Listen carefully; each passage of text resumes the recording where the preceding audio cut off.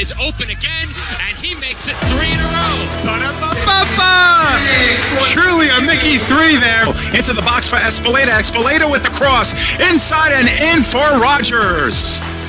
3-2 pitch on its way from Kehoe. And that one is ripped through the left side for a base hit. The tying run will come in to score. Turnover. Won by Velasquez. Inside give to Destime. Off the glass and in. Rowan heading for the touchpad with the lead. And the props will take the men's 400-yard freestyle relay. Johnson to LaFaro. Corner three-pointer. Splash. Bada bing, bada boom. Everyone's going crazy in the room.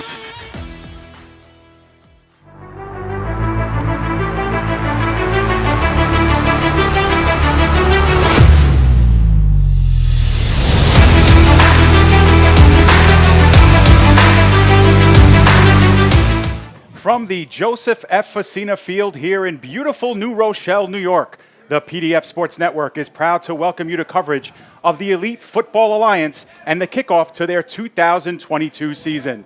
Today, in Game 1 of our doubleheader to start the year, the New York Bears take on the defending EFA champions, the Brooklyn Pharaohs. Hello, everyone. I'm David Pizzuto alongside Joe Foreman. And Joe, welcome to history, the first ever broadcast in PDF Sports Network history. So glad to be lifting this network from the ground with you. And we get kickoff to an EFA football season. There's a lot of excitement all around. There sure is, Dave. And first and foremost, I want to say it is a pleasure to be here with you, kicking off the history of PDF Sports Network. And not a much better way to do it with some football in the summer, as we have the Elite Football Alliance Kickoff Classic taking place today. A doubleheader coming up first. The Bears take on the Pharaohs. Should be an exciting matchup. Absolutely, and there's plenty of buzz here at Facina as we see 4 of EFA's team in action today and tonight, beginning with Game 1 between the Bears and the Pharaohs. A little bit later, we will have the second game of this kickoff doubleheader. There's lots to talk about with these two teams in particular, Joe, but let's first start talking about the league itself. For those that may be unfamiliar with the Elite Football Alliance, what do we need to know about this semi-professional football organization based right here in New York? Well, Dave, it is an 8-game regular season, that is. That will span 10 weeks. At about the 5-week mark, they will decide if it's going to be a 4, 5, or 6-team playoff format. Once again, that decision will be made around the midway point of the season.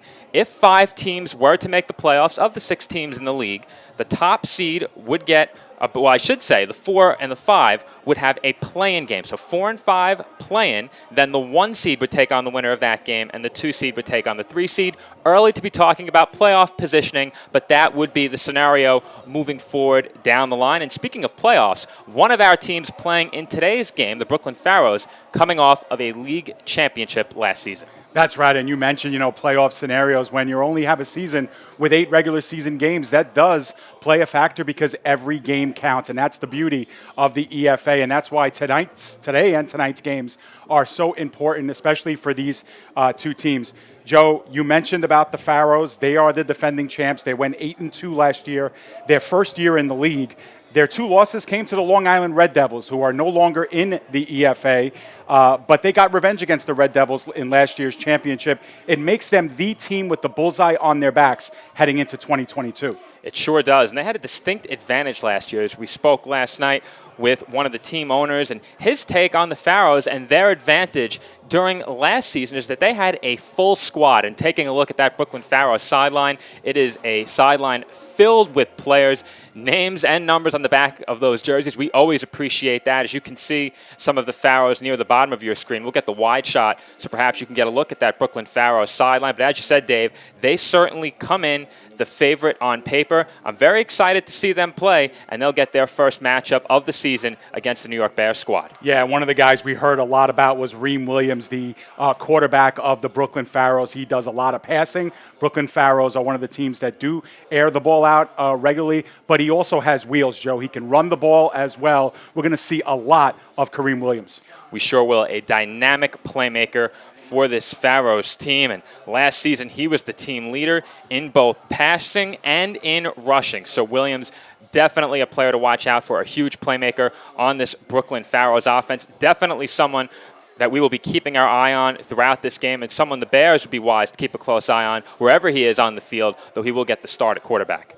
Absolutely. And on the other side of the field, Joe, is the polar opposite of the Pharaohs, the New York Bears. Certainly not new to semi-pro circuit, but Joe, COVID derailed this team for 2 years in 2020 and 2021. So they come into this campaign unproven, untested, but they feel, Joe, ready to turn heads in their reboot.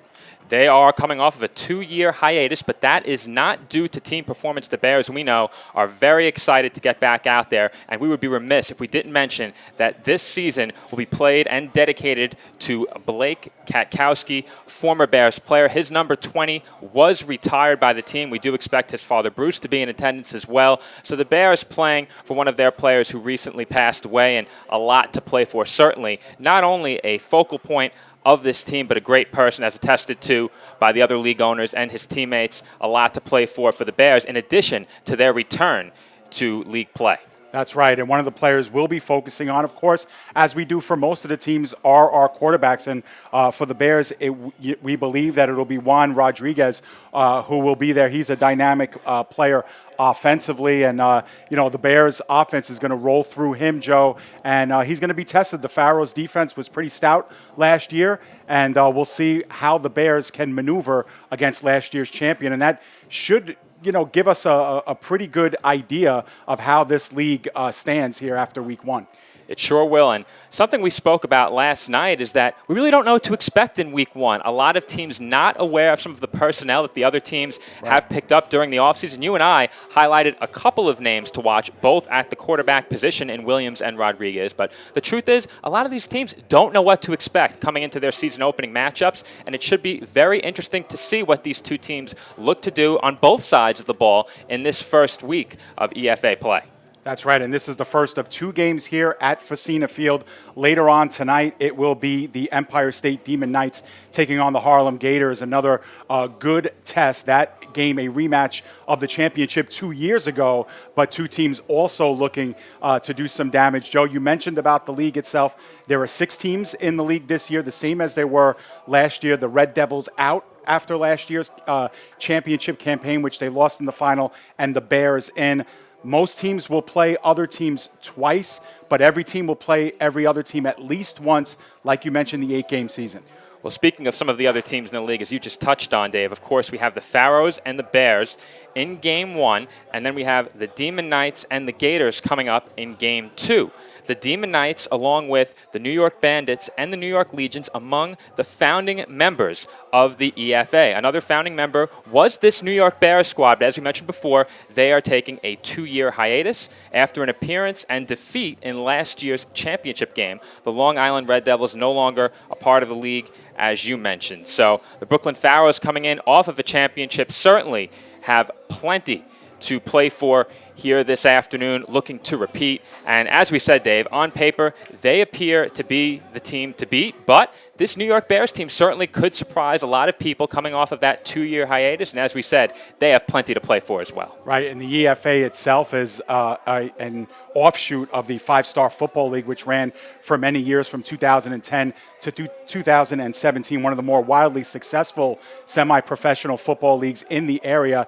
And, Joe, that's the other thing that's unique about the EFA is that all 6 teams this year are from the local metro area, parts of Long Island as well. So there's a lot of familiarity between a lot of the players on these teams. They do play for other semi-professional organizations as well.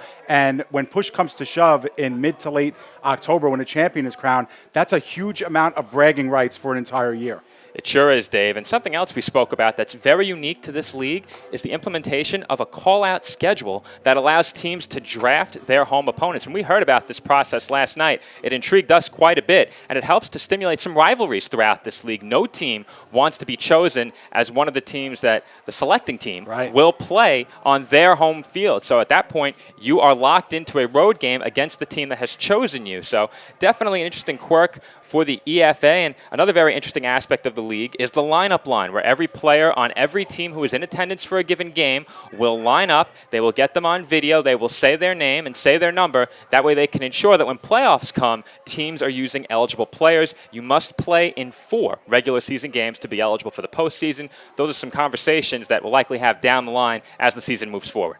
Absolutely, and we noticed that today's officiating crew is at midfield. Joe, we've been told that this will be a 4 p.m. start. We are just about at 4 p.m. now, so we may be delayed a couple of minutes. There's some equipment on the field that's being moved, some soccer equipment as well. So let's continue to talk about each one of these teams, Joe. And it's easy to talk more about the Brooklyn Pharaohs because obviously they're coming off of that super season last year where they beat everyone with the exception of the Red Devils and then, of course, got their revenge late. But they are a team, Joe, they could score points, and they could do it with both arms of their offense, their passing game and their rushing game. And that's something that's very unique in semi-professional football all over, but they hit you in both of those ways. They certainly do. And taking a look, you mentioned some of those offensive numbers from last year. A 50-point game last season in Week 1. They then followed that up with 24, 54, and 20. Would go on to score over 40 points 2 more times last season. So this Pharaohs team, certainly a team that can put points up on the scoreboard, but you touched on it as well. They get it done on both sides of the ball. Defensively, they held their opponents to single digits 4 times last season, including a shutout, and that all-important championship game, an 8-6 victory for the Pharaohs. Once again, got it done defensively.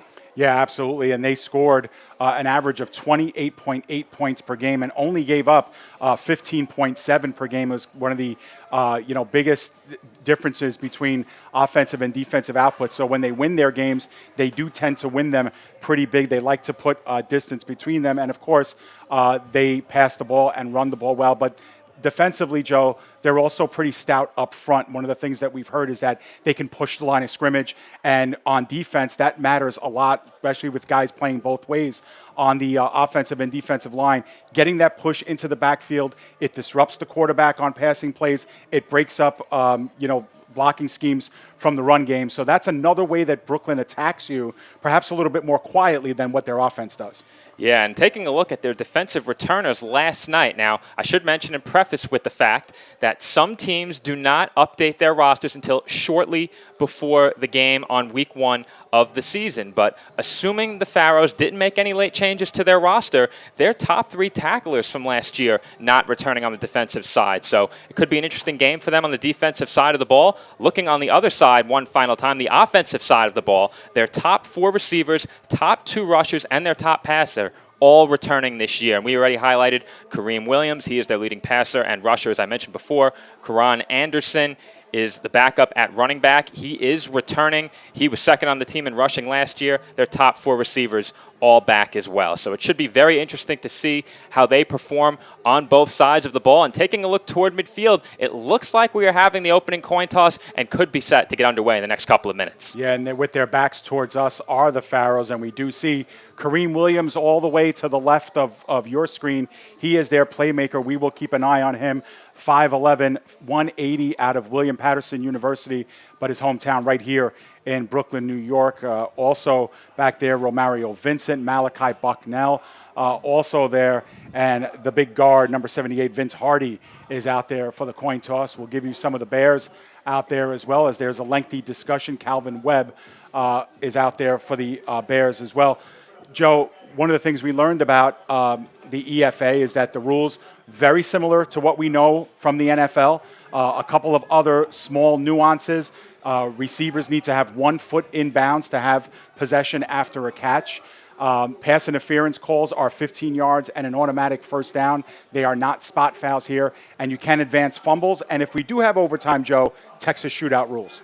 Yeah, in Texas shootout rules, we have 1 drive from the 20, 1 drive from the 10, and then beyond that, you have to go for 2 on each attempt to score. So it should be very interesting to watch if we make it to that point in overtime, as it appears we are set to get underway for this game. But we spoke about a lot of the Pharaohs on the offensive side of the ball. Very quickly, I wanted to highlight one of the names on the defensive side of the ball for the Bears that we were told to watch. Mike Rodriguez in the secondary is a player that we were told gets the job done, not only defensively at the cornerback and safety position, but also gets some work as a wide receiver. That was one name defensively that we were told to watch out for on this New York Bears team. Also gets some snaps on the offensive side of the ball. That's right, Joe. And we've gotten a little bit of a break with the weather. It hasn't been as hot as it was, although it's certainly very hot on that field. And that's the other thing about semi-professional football. There are a lot of players who are playing both sides, offensive and defensive football. And, of course, fatigue becomes a factor later in games.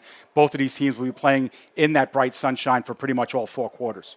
They certainly will. The weather out here is hot and humid, but it is a beautiful day here in New Rochelle at Joseph F. Facina Field. And it looks like the teams are getting set to take the field and get underway. Dave, take it away. All right, so it will be the Bears coming out first. It looks like they are lining up potentially to receive here. Didn't catch the winner of the coin toss, but the Pharaohs, of course, that you see on your screen, getting ready to break their huddle and get their 2022 season started. 4 out of the 6 teams in the EFA will play. They'll play today at Facina Field. After this game, the Demon Knights will take on the Gators in Game 2. And we have the Legion and the Bandits, who are idle this week, although we plan to see a lot of their players at today's game scouting the opposition, as they will face respective teams next week to get their season started officially on the weekend of August 6th and 7th. It will be the Bears who will receive first as they get their players lined up deep. Justin Sapini and Calvin Webb were in the area. And, Joe, that's another big emphasis in semi-professional football, too, is the kicking game and special teams. We don't see a lot of extra points and field goals. A lot of teams do go for 2, but, even kickoffs, they become very important because of field position and how you set up. It's almost an advantage, obviously, to get the ball first to win the field position game. Well, as we spoke about earlier, Dave, we don't expect much in terms of kicking. You just touched on it yet again. During the pregame, we saw a player who was not wearing a jersey for either team putting it to the end zone from about midfield on kick attempts. He had a tee queued up and was attempting some kicks from about 40-yard line. Those are reaching the end zone. From the extra point line, they were hitting the uprights, and some of them went through. So perhaps we may see some more kicks than we expect today. Though, again, we don't get accustomed to seeing that in EFA play. Absolutely. So Bears and Pharaohs just about ready to go here from Facina Field. Last bit of instructions from the officiating staff. 5 officials in the crew. We are about to get this one started. I believe it'll be Roland Arzu who will do the kicking for the Pharaohs. At least that's what we have on our rosters, and we will tell you that from time to time we may not have a number picked up. The rosters are still relatively formulating. As we've been told, they usually settle around week 3, week 4. But what we have is as accurate as as of this morning anyway. So we will go off of that, waiting for our official whistle to get our EFA season started. And there is that whistle, and here we go. The EFA season is underway. Line drive kick taking at the 31, and scampering towards the right sideline is Prince Oglesby, and he is corralled out of bounds at close to midfield, maybe a couple of yards shy. Good starting field position for this Bears offense, as they will be just shy of the midfield mark. We spoke about it last night. Ahead of today's game, have this team a ground and pound team that does have an effective running game coming from the quarterback position as well. Plenty to watch out for this Bears offense, and they'll get good starting field position. And the man in the middle of it all will be Juan Rodriguez. He will take the snaps. Behind him will be Brandon Davis, the big 5'9", 200-pound running back. Looks like three receiver set, 2 on the near side. Carlos Rios also plays linebacker at the end of that line and the tight end position to the right side. And Rodriguez will work out of the shotgun to get this one started. Official time will be kept on the field. There is no running clock on the field. We'll do our best to give you some idea of how much time is left if it's relayed over to us. 6 yards deep in the backfield will be Rodriguez, who will take the snap. Long count. Rodriguez looks to his right, and in the flat, a little overthrown for Calvin Webb. It'll be 2nd and 10. That's a good-looking play on first down, just not executed by this Bears offense. Quick read, short out route to the right sideline, short side of the field, and pass simply off target, but a good look for this Bears offense to get things started.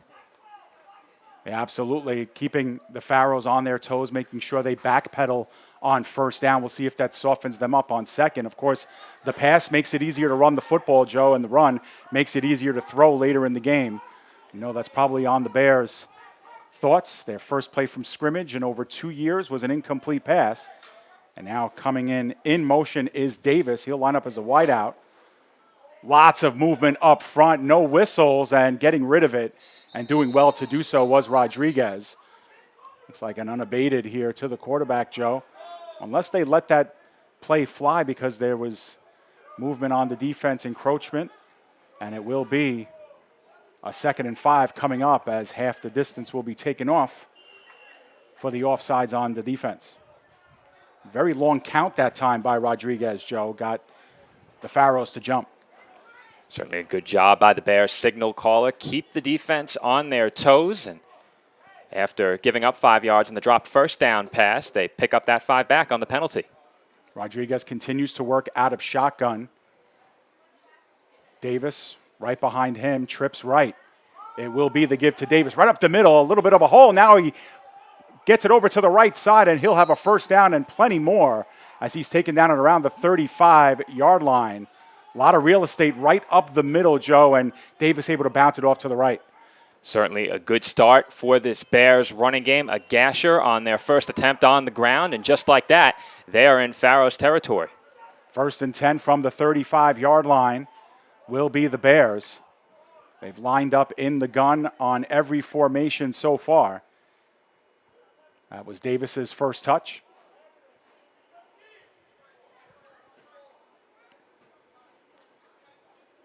This time they go 4 wide receivers, 2 on each side. Once again, the give up front to Davis. This time he's smothered. He wanted to turn it back to the inside, but no real estate there, and a nice pair of tackles there. Mims was in on the play along with Dunbar. And with that, we'll get a look at that last running play on the handoff, and there you see it. As I said before, a nice gasher on the ground to get things started for the Bears running game. Not as fortunate on that last rush, but still a good start for this New York offense at 2nd down. 2nd and 11 here. Longest distance on a down so far. Now we have some whistles, and it looks like we may have either a timeout on the field, Joe, or I believe it was a timeout taken by the Pharaohs. So an early timeout for this Brooklyn defense, and perhaps they saw something that gave them cause for concern, but that one run, the one big play on this drive, as we said before, the Bears got great starting field position just shy of midfield, had a drop pass on first down, the penalty moved them forward, and then after that, the running game helping them pick up a nice-sized gain. Yeah, absolutely, and like you mentioned, seeing something they're not familiar with. These teams have not practiced all that often leading up to week 1. Still a lot of figuring out to do. The main idea, and talking to the coaching staffs of both teams, is you want to be a better team at the end of the season than you were at the beginning. And there's a lot to figure out along the way. And that early timeout, one of the reasons why. You see that in effect here, early stages of the first quarter. It's the first drive of the game. Bears had it to start at their own 47-yard line. They face a 2nd and 10 here, 2nd and 11 from the 36. Press coverage now from the Pharaohs on the right side. Once again, they'll go 4 wide receivers with Davis to Rodriguez's left. Turns around, wants to dump off immediately, and that is going to be picked off. And racing down the sidelines are the Pharaohs, and they are going to bring this one to the house, Joe. Davin Collins gets the first true highlight reel moment of the season. It's 6-0 Pharaohs. What a defensive play. As you said, the Bears looking to dump that ball off, and Collins said absolutely not. He takes it all the way back to the end zone. That interception goes for nearly 70 yards in the other direction, and we have ourselves a 6-0 game. Absolutely. Officially 64 yards on the interception return for a touchdown by Collins. And, Joe, we were mentioning that in the pregame. The Pharaohs' ability to penetrate the offensive backfield makes it very difficult to throw the football. That time Rodriguez threw it up in open space. There were two Pharaohs there, and it was Collins who was able to take it back for the pick six and the first points of the EFA season. And we will see if we are going to get a 2-point conversion attempt. We do anticipate that will be the case, and sure looks that way, Dave. Yeah, these conversions are big, Joe. We've seen it. Last year's championship game decided by just 2 points, the equivalent of an extra point attempt. Just about the 2-yard line. Pharaohs' first look at their offense today, and they will spread it out. 3 wide receivers, 2 to the left. Khalifa Forbes comes in. He gives on the inside and stood up right at the goal line. Is he in, Joe? No official word yet, and looks like he was short. So Roland Arzu had the attempt, and he was close, Joe. Maybe missed it by about half a foot. Well, after what was a game-altering interception, after the Bears got off to a great start offensively, they do make a stand on the attempted 2-point conversion. Perhaps that swings the momentum back in their direction a bit, but we will get a look at that pick six right here. There you see it, as that is taken all the way back to the house, and the Pharaohs take the 6-0 lead on that pick six by number 5, Davin Collins. Yeah, what a great play by Collins. And opens up the scoring. We are 6-0 here in favor of the Pharaohs. And the Bears will get to do it over again offensively. They were moving the ball thanks to a couple of first downs, one via penalty, the other a pretty good scamper by Davis off the right side. But the Pharaohs were there with the big play, the money play, and now the Bears will have to come from behind in this one. Well, the first points of the season, Joe, come on the defensive side of the ball. And we mentioned how good that Pharaohs defense is. They only yielded 15 points per game last season. So if they're able to get ahead, they can close the door pretty quickly on you. Certainly not a team you want to play from behind against, but the Bears are thrust into that position right now, and they will get another chance on the offensive side with this ensuing kickoff. Another line drive kick, but that's over the first wave and collected at around the 18, working towards the right side. Good job getting through by Justin Sapini. And they're going to start just shy of the 40-yard line, the Bears' second drive of the game. See how the Bears look to attack this Pharaohs defense the second time around. Attempted 3 pass plays on that first drive, one incomplete, another went for the pick six, and it looked like that offsides play was going to be a pass attempt as well, but that play was blown dead by the officials. So the Bears offense makes its way back out onto the field, and they will hope to get the running game going after that big run on their first drive. Yeah, so we'll see what the Bears come out with. They were okay looking to pass the ball in their first drive, and they look like they're in that spread set as well again here. 4 wide receiver set. Davis is the lone setback. And the handoff will be to Davis. He spin moves at the 40 and gets himself about a yard before he is taken down by a collection. Pharaohs' first one in there was Davin Collins, who made the big play just moments ago. Following that pick six, it's not surprising that this Pharaohs defense is going to come out and try to avoid letting the Bears run the football. And they were all over that play at the line of scrimmage, not much on it. And it is now second down for this Bears offense. And if they find themselves in a third down situation here, faced with the potential of a punt, it could put them in a very tough spot, down 1 score. Absolutely here, as Bears would love to establish or reestablish their offense after a pretty successful first drive. That ended, of course, in the turnover. There is movement up front, right side of the line of scrimmage. Looks like moving early was Tyler Patriso on that right side, and that'll indeed be the call. So we're looking at a 2nd and 15 here for the Bears as they back up 5 yards. First flag for the Bears in this one. It's one of those products of early season jitters, early season perhaps not being on the same page offensively there and with cadence. Those are the things that you hope as a coaching staff get sorted out as the season goes along.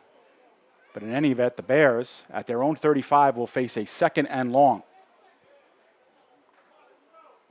Rodriguez calls out the signals once again, 4 wide receivers spread. Davis directly behind. The fake to Davis. Now Rodriguez has a lot of time, wants to scamper with it, running out of room, and we have a flag down on the pass, incomplete, broken up. Davis tried to make himself available. He had to kind of bend back for that one, Joe, and wasn't able to corral it. There's a flag on the near side. We'll see what the call is. Certainly a difficult catch for Davis. Again, we'll see what the result of this play is, but a good job by Rodriguez to buy himself some time, got out of the pocket, made a good throw under pressure, but Davis was stumbling down to the turf and unable to make the play. Understanding it's 2nd and long, the Pharaohs dumping men back in coverage as we are going to back things up here further. Looks like there was a hold on the play. And it's going to be 2nd and 25 now, Joe, from the 20. That's a 15-yard penalty. So it'll be a 2nd and 20, on 2nd and 30, I'm sorry, after the 15-yard penalty. As the call being explained to both sidelines here. Must have been an illegal block, Joe, or some unsportsmanlike conduct coming out. But in any event, the Bears, 2nd and a mile here, they're going to need a huge chunk of real estate to try and cut this one to a 3rd and manageable. They once again come out of the spread formation, familiar look. Pharaohs show a 4-man front, 3 linebackers. We'll see if they bring.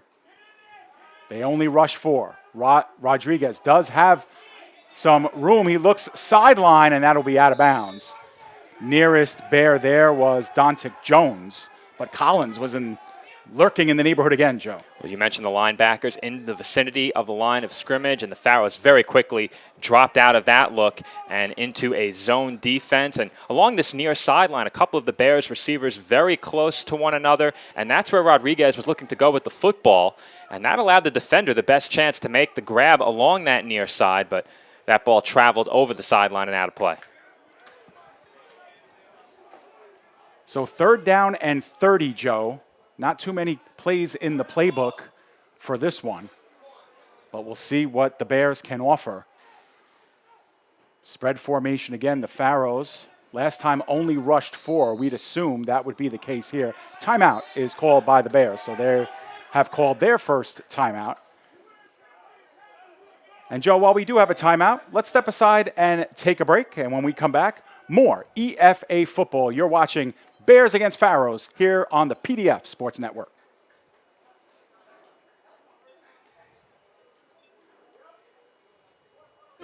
You Know 'Em Right is the podcast that uncovers the origin stories of some of the biggest names in sports, media, entertainment, and pop culture.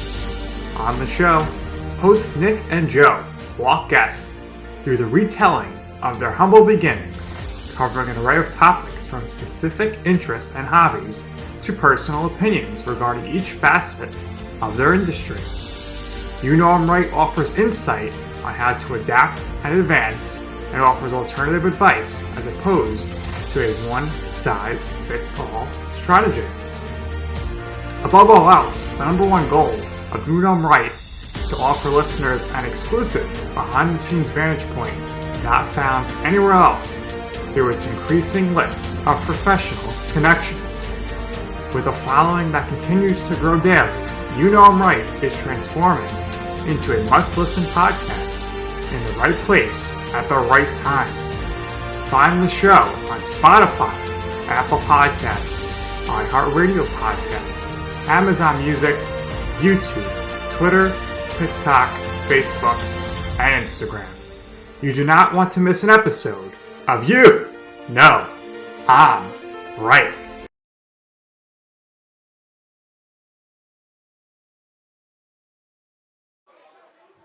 Welcome back to Phocina Field here, the season opener of the EFA football season.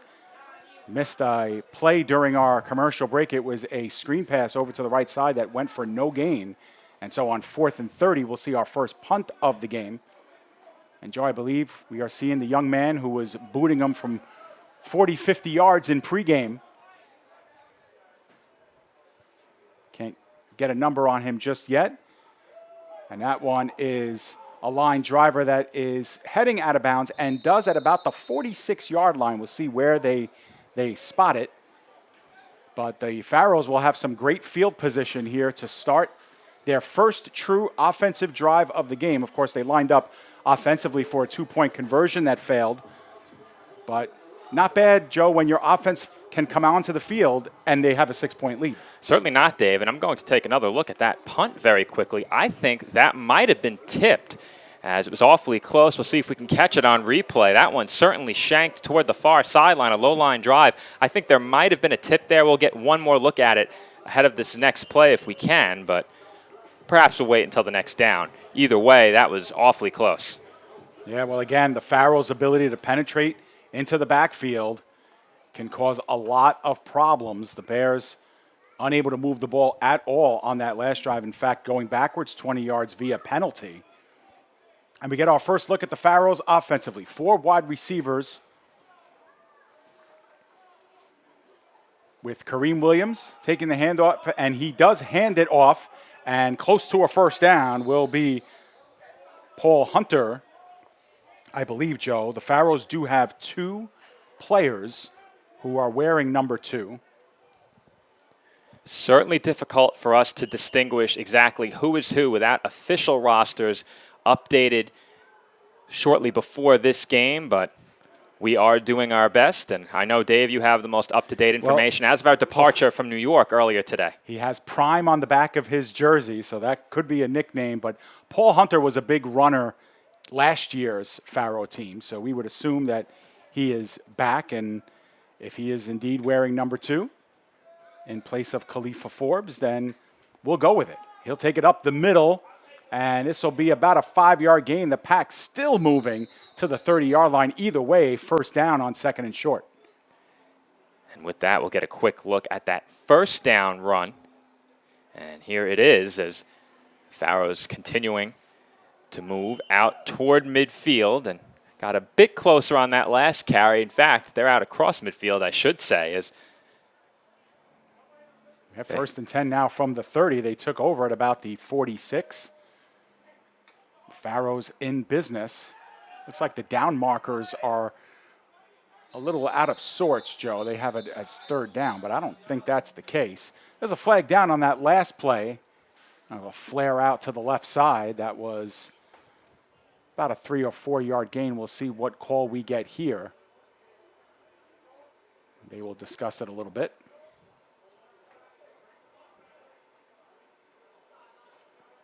Offsides on the defense, so we'll see if the Bears will.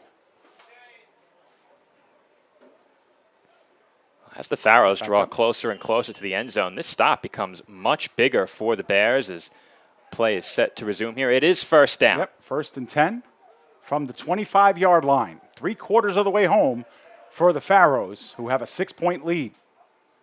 Williams talking things over with Hunter in the backfield. Now Hunter moves over to Williams' left. Another movement on the, looks like the Bears pointing in the Pharaohs' direction, and indeed, that one will be against Brooklyn, so they'll move back 5 yards, and it'll be 1st and 15. We've seen quite a few penalties before the snap early in this game. Perhaps that's a product of it being week 1 early in the season. Perhaps some limited practice time for these teams or teammates who are a bit new playing with one another. And for the first time, the Pharaohs commit a penalty on the offensive side of the ball. So 1st and 15. We'll see if the Pharaohs go back to what they were planning on 1st and 10. 4 wide receivers set, spread formation. It's Williams, and this time he will drop back and look on the screen. He does get it off to Hunter. Hunter spreads out against one of the defenders and is able to extend over to the 20. So a nice pickup of 11 on the play, make it 12. It'll be 2nd and 3. We'll cue up another look at that play very quickly as the screen pass is executed to perfection by the Pharaohs offense. And here's another look. Yeah, you could see the defenders rushing in. That creates a nice pocket of real estate there for Hunter to operate in. So here on second and short, once again, this spread formation is the base formation, and we have movement again. And the back judge making the call. It might have been an illegal shift, Joe. Looks like that was the gesture that was made, or actually, it looks like it'll be against. Yeah, he pointed in the here. direction of the Bears. Yeah. So it might have been another movement penalty, and that'll give the Pharaohs an automatic first down, and they are now inside the 20.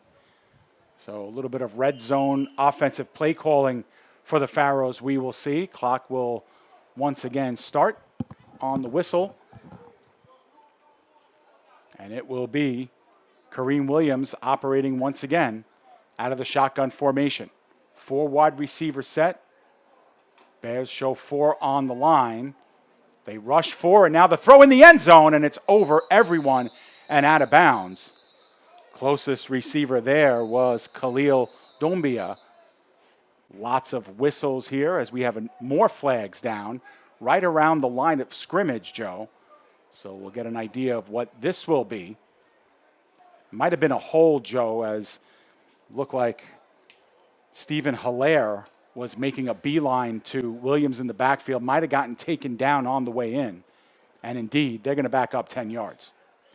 Still not a bad throw there by Williams. He got it over the outstretched arm of the safety and put it in a spot where only his man had any chance to get it along that back line in the end zone. The ball sailed high, but that's where you want to miss on a thrower like that. And, of course, it wouldn't have mattered as the Pharaohs offense moves back. 1st and 20 now for the Pharaohs. And misaligned give, and now the ball is on the carpet. And picking it up are the Bears, who lost it initially, but getting it back. That's a turnover, and the Bears are able to take hold of it. Isaiah Berrios-Smith was the one to come up with it. A little bit of indecision, Joe, in the backfield that time by Williams. It leads to the turnover.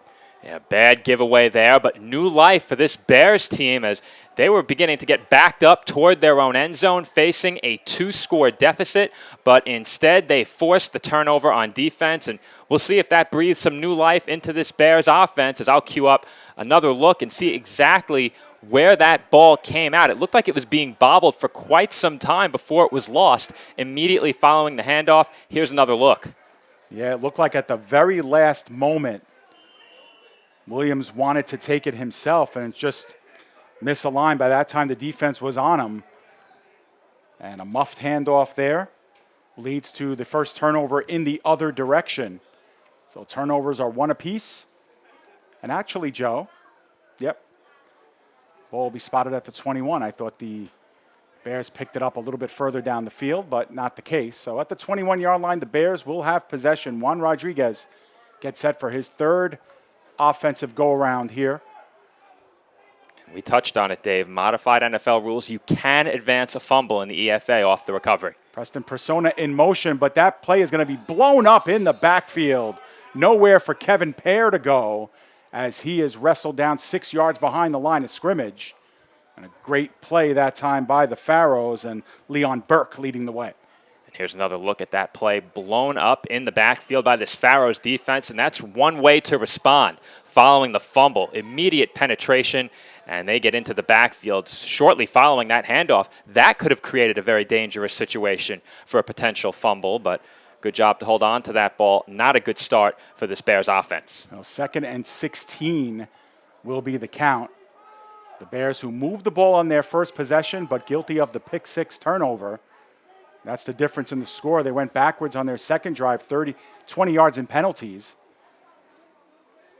And now they face a 2nd and 16. Rodriguez, the inside handoff. And now up the middle with a lot of real estate is Pear. And Pear making guys miss until he's finally taken down at the 27-yard line. In the neighborhood making the tackle was Malachi Bucknell. But 2nd and 16 becomes a 3rd and 4 thanks to the 12-yard run. That's a big play for this Bears offense. Certainly want to avoid a 3-and-out in this situation. You want to capitalize on the turnover. At the very least, punt it back to the Pharaohs without giving them great field position. And if they can pick up this first down, they take another positive step in that direction. Got to give a shout out to the running back Kevin Pear from my alma mater, Joe, Susan Wagner High School in Staten Island, New York. Good run for him. First positive play on the drive. This is Rodriguez, who stretches it out to the right side of the field, and that's going to be a first down that moves the change to number 4, Forever Williams. And here's the run that set up that opportunity to pick up the first down for the Bears. There you see it, right up the middle. Great push by the Bears offensive line, and good close by the Pharaohs defense, not allowing a breakaway on that run as they came in and swallowed that one up in between the hash marks. Calvin Webb checks back into the game for the Bears as we have a little bit of a delay here as we have coaching staff on the field barking out the plays. 1st and 10 for the Bears. We'll get out from a 2nd and 16 a few moments ago to move the chains now. Ball placed at the far hash on the right side at the 33-yard line. We are still in the first quarter here, winding down. Once again in motion, this time is Webb. And he sprints back out to the other side, and that's a give once again up the middle to Pear, who once again spins and twists and gets it up to the 41-yard line, just shy of another first down. And we see the Bears utilizing a lot of motion pre-snap, and perhaps that's giving the Pharaohs defense some problems. As we saw one run get swallowed up, since then we've seen them go back to the pre-snap motion on that last play, and it proved very successful on that last run. Yeah, and Pear has had a lot of success gashing through the front of that Pharaohs defense, and you wonder, Joe, if the Pharaohs are going to start bringing in the linebackers to cheat up, maybe even a safety, keep the Bears honest there up the middle. We'll see if the Bears send pressure here. 4 down linemen and 2 linebackers sneaking up. Now they do bring them home, and Pear running out of real estate quickly, but once again able to bounce off of defenders and get himself the first down.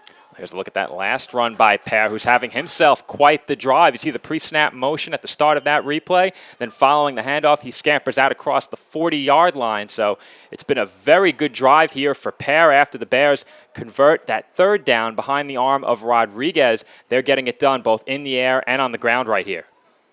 Yeah, Pear listed at 5'7", so deceivingly fast speed and obviously tough to get your hands on. Interior defensive lineman not having success here on this drive as we are going to have, I believe, the end of the first quarter, Joe. So that is all for the first quarter of play. A pick 6 defensive interception by the Pharaohs is the difference at the end of 1 quarter of play. It's the Brooklyn Pharaohs 6 and the New York Bears nothing. Stay with us. You're watching EFA kickoff season coverage right here on the PDF Sports Network, pdfsportsnet.com.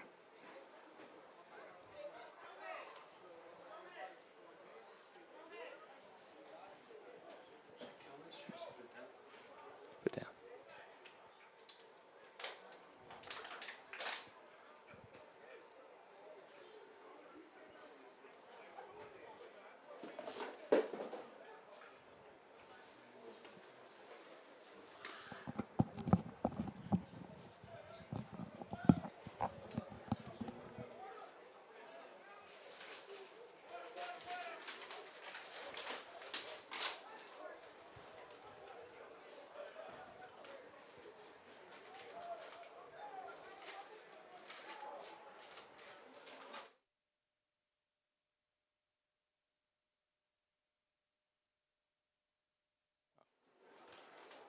Welcome back here to Phocina Field. New Rochelle, New York is the site of our season opening doubleheader a little later on this evening. It'll be the Gators taking on the Demon Knights, but for now, 1 quarter in the books where the Brooklyn Pharaohs have themselves a 6-0 lead thanks to a 64-yard interception return by Davin Collins in the first quarter of play. They switch sides of the field, Joe, and the New York Bears looking to sustain their drive. It's been a good drive for the Bears. As I mentioned, ahead of the break, they're getting it done both on the ground and in the air. And despite only completing the 1 pass, they completed that pass when it mattered most on 3rd down. Those are some of the toughest passes to complete, and it was a big completion for Rodriguez under center and this Bears offense. So as we restart play here, it will be a 1st and 10 for the Bears, who have the ball at their own 44-yard line. This drive started at their own 21, and it's been the running of number 7, Kevin Pear, that has given them a little breathing room, left them just shy of midfield here as we are awaiting a restart. The officials are at the Pharaohs sideline. Good crowd collecting, Joe, in the stands and, of course, in the shade all the way by the New York Bears end zone, the end zone to their backs. That's probably the best area to be anyway at this point until the evening comes. It sure is, Dave. A lot of shade down around that end zone. It is hot up here in the press box, but couldn't be happier to be here helping to launch PDF Sports Network, and no better place to do it than at the kickoff of the Elite Football Alliance. Kickoff taking place here this weekend, and this is the first of 2, so be sure to stay with us, as coming up at approximately 7 p.m., we will have the second game of today's doubleheader. This is the first broadcast in PDF Sports Network history. So glad that you have chosen to join us, and of course, we hope this is the first of many more as we get set to bring you live and taped sports coverage all throughout this year. Multiple sports, Joe, multiple arenas and fields is where we will take our setup to. We're excited to bring it to all of our fans and, of course, all of the fans of the EFA, who have a pretty great league, Joe, that's been running now. This is the 5th year of the EFA, and to be able to showcase what these athletes are doing and, the great football that is seen on fields like Facina week in and week out, it's a great thrill for us. Sure is, and I don't know if to get the chance to call football, so to get this opportunity means a lot to me. I know it meant a lot to you, and we want to thank all of our contacts from the league, specifically Sean Spencer, who helped set this up for us, and we'll get a chance to see him out on the field a bit later, but he did mention to us on our call with him that if Stephen Hilaire was playing in the league this season, he would not be the oldest player, and I believe you said Hilaire's name, Dave. So, Sean, you are not the oldest player in the league. Steve is still out there, so he's got you in that department. But we had a good laugh about that last night. Thought we should bring that up. Absolutely, absolutely. And, we see it's one of the really special things about semi-professional football, Joe. We see players that have had professional experience and some that have had no experience, no organized football experience. We've seen players play in their teens. We've seen them play in their 20s, 30s, 40s, and above. And it's just a chance for real football enthusiasts and guys who really love the game and do it for nothing more than the competition out here every week in today's event in the hot sun, but really doing what they do best. And it's really entertaining. Yeah, the EFA, certainly a blue-collar league filled with many players, as you mentioned, some who played professionally, many others who didn't get the opportunity they felt they deserved, whether it be because of lack of size, an injury, or other circumstances that didn't allow them to take the next step in their football careers. But the EFA gives them the opportunity to do just that. We've seen some great football so far here this afternoon, and as I said at the top of the broadcast, it's great to have some football to call during the summer, and for those who weren't previously aware of the EFA, certainly take notice. This first quarter has been very entertaining, and finally it appears that we are set to get underway here in the second. Absolutely, and of course for all the players out there on the field, a chance to get to watch themselves a little bit later on once they get home and recuperate and ice up. Good to break down their own film and, of course, get to hear all the sights and sounds of the game as well. So we're happy for you guys to bring it to you and to showcase what you guys are doing week in and week out right here in the EFA. We hope to do it all season long.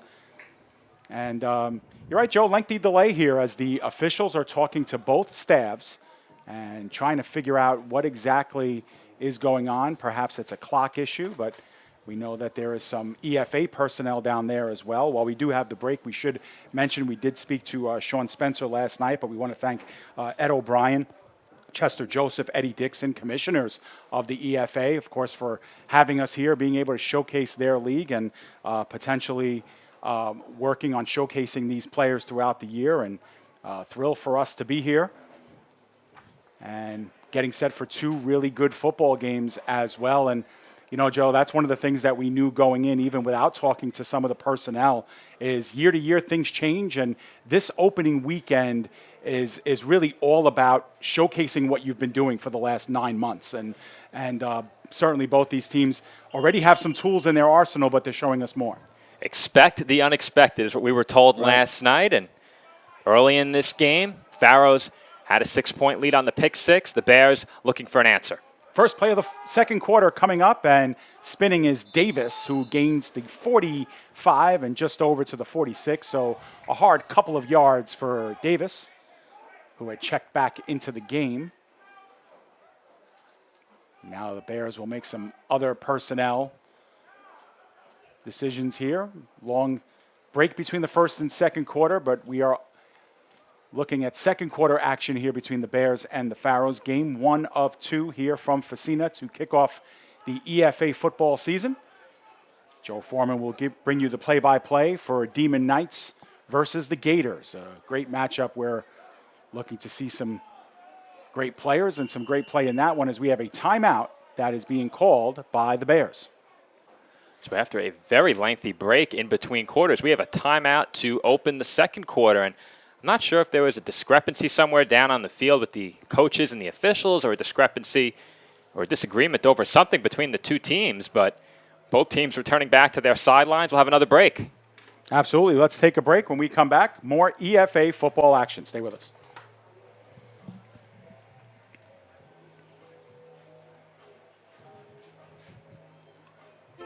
You Know 'em Right is the podcast that uncovers the origin stories of some of the biggest names in sports, media, entertainment, and pop culture. On the show, hosts Nick and Joe walk guests through the retelling of their humble beginnings, covering an array of topics from specific interests and hobbies to personal opinions regarding each facet of their industry. You Know 'em Right offers insight on how to adapt and advance, and offers alternative advice as opposed to a one-size-fits-all strategy. Above all else, the number one goal of You Know 'em Right is to offer listeners an exclusive behind-the-scenes vantage point not found anywhere else through its increasing list of professional connections. With a following that continues to grow daily, You Know 'em Right is transforming into a must-listen podcast in the right place at the right time. Find the show on Spotify, Apple Podcasts, iHeartRadio Podcasts, Amazon Music, YouTube, Twitter, TikTok, Facebook, and Instagram. You do not want to miss an episode of You Know 'em Right.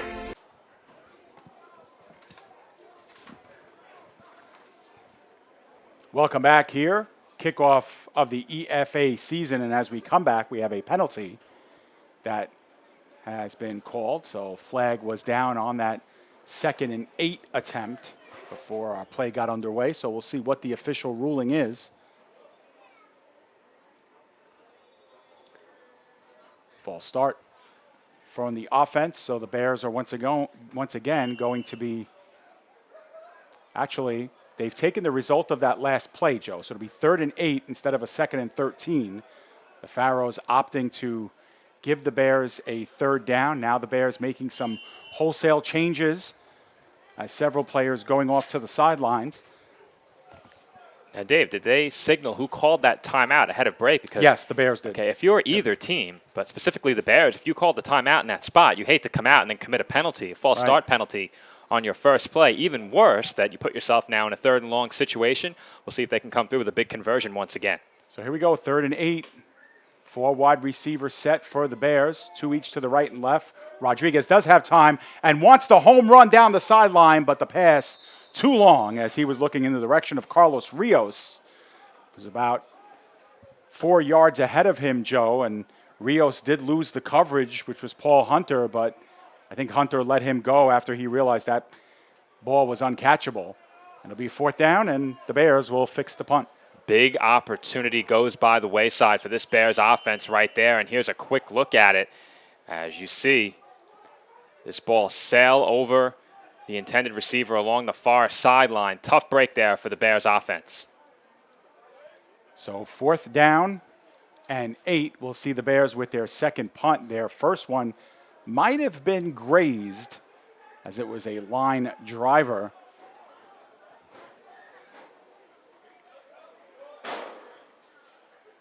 Good handle of the snap, and that one is skied up and taken at the 25. And one move, two moves, and now just only one to beat, and taking it to the house are the Pharaohs, as the Kiri Mims will take it to the house with the touchdown off the punt return. 75 yards, Joe, making a few people miss, and the Pharaohs are up 12-0 now. We might have a foul on the play, and it is. There is a flag down. The Pharaohs called for an offsides on the play, Joe, so this one's coming back. And that's a tough break for the Pharaohs, and it didn't appear as if Mims had any idea that this play was coming back. Now, the Bears headed for their sideline. Some Pharaohs headed for their sideline. Nobody on the field really at the moment, so perhaps we'll get some clarification. But I guess while we have a break, let's take another look at that return and see if we can spot exactly what happened on the play. Going to be tough to tell solely based on the replay, but we'll get another look. You said offsides on the Pharaohs. We'll see if we can spot it. Unless they lined up in the neutral zone, Joe. Looked like the right side of that Pharaohs defense, but you could see Mims catching that in stride, and so he had a huge head of steam. But he'll have to redo it if the Pharaohs want points. Now, lost in all that is that the Bears are a little bit closer to the first down mark. It's 4th and 3, but they are still lining up to kick this one. Kovalovsky now goes to the left side and punts that one directly out of bounds. Wise to keep it away from Mims. And at the 27 it goes. So the Bears will take that. They use the Pharaohs penalty to pin the Pharaohs at their own 27. It wipes 6 points off the board, but the Pharaohs will be on offense with a 6-point lead. And those 6 points, always a huge 6 points, as we know how difficult it is to come back from 2 possessions down in semi-professional football, something we spoke about last night. And fortunately for the Bears, they avoid those circumstances in this spot. Pharaohs offense will get another chance coming off the high of what appeared to be a punt return for a touchdown. Those points taken off the board. We'll see if the Pharaohs offense can pick up where they left off before the fumble. They've been moving the ball very well. Absolutely they have, and we'll see if the Pharaohs now can build on what they've done. Remember, their last drive ended in a turnover as well. Both teams with a turnover apiece in this game. Pharaohs with their points on the board coming by way of defense. Collins with a 64-yard interception return for a touchdown on the Bears' opening drive. Kareem Williams with the controls. Might be Bucknell in the backfield with him. Either way, 4 wide receiver set. Bears showing blitz. They do bring. And this will be a run up the middle. And taking it up to the 30 is number 23, Dante Aiken, 5'10", running back out of Western New England University. Stomping grounds right here in Brooklyn. Managed to get themselves 3 on first down. They were showing A-gap pressure on that play, and the Pharaohs ran right into the teeth of that New York defense up the middle. Were able to scrap for a few yards. Not a bad first play to open up this drive. Yeah, at least positive yards. We know the Pharaohs have been guilty of penalties as well, as have the Bears. So good to start things in a positive direction. And this is Williams now, wants to scamper to his left, bypasses one defender, is going to have to make something happen and cannot, as he is wrestled down to the field. Heavy tackle that time by Revanche. And it'll be a loss on the play, backing them up to the 24-yard line, so a loss of 6. Here's a look at that last play as Williams rolling to his left, and nothing there on that left sideline. Looked to be a design run based on the amount of personnel around the line of scrimmage. Didn't see much down the field in terms of receiving options. So that looked like a design run. It didn't work out. Great job by this Bears defense. They're now 1 play away from getting off the field and giving the ball right back to their offense. And all 300 pounds of Gerard Revenge put down Williams on that play. So 3rd and long, 3rd and 13. Coming in motion is false. And looking for the home run down the right sideline. And nice job in the defensive backfield to break that one up. Gorgeous defensive play by Justin Sapini. And looks like the Pharaohs will be forced to punt. That's a big play in the secondary and not a bad idea on 3rd and long. Sometimes you'll see a quarterback just throw that ball up, try and draw the penalty. No flag in that case. Great pass breakup. And just like that, the Bears are off the field with a much-needed defensive stop. Yeah, and it looked like Mims was the intended receiver. Actually, check that.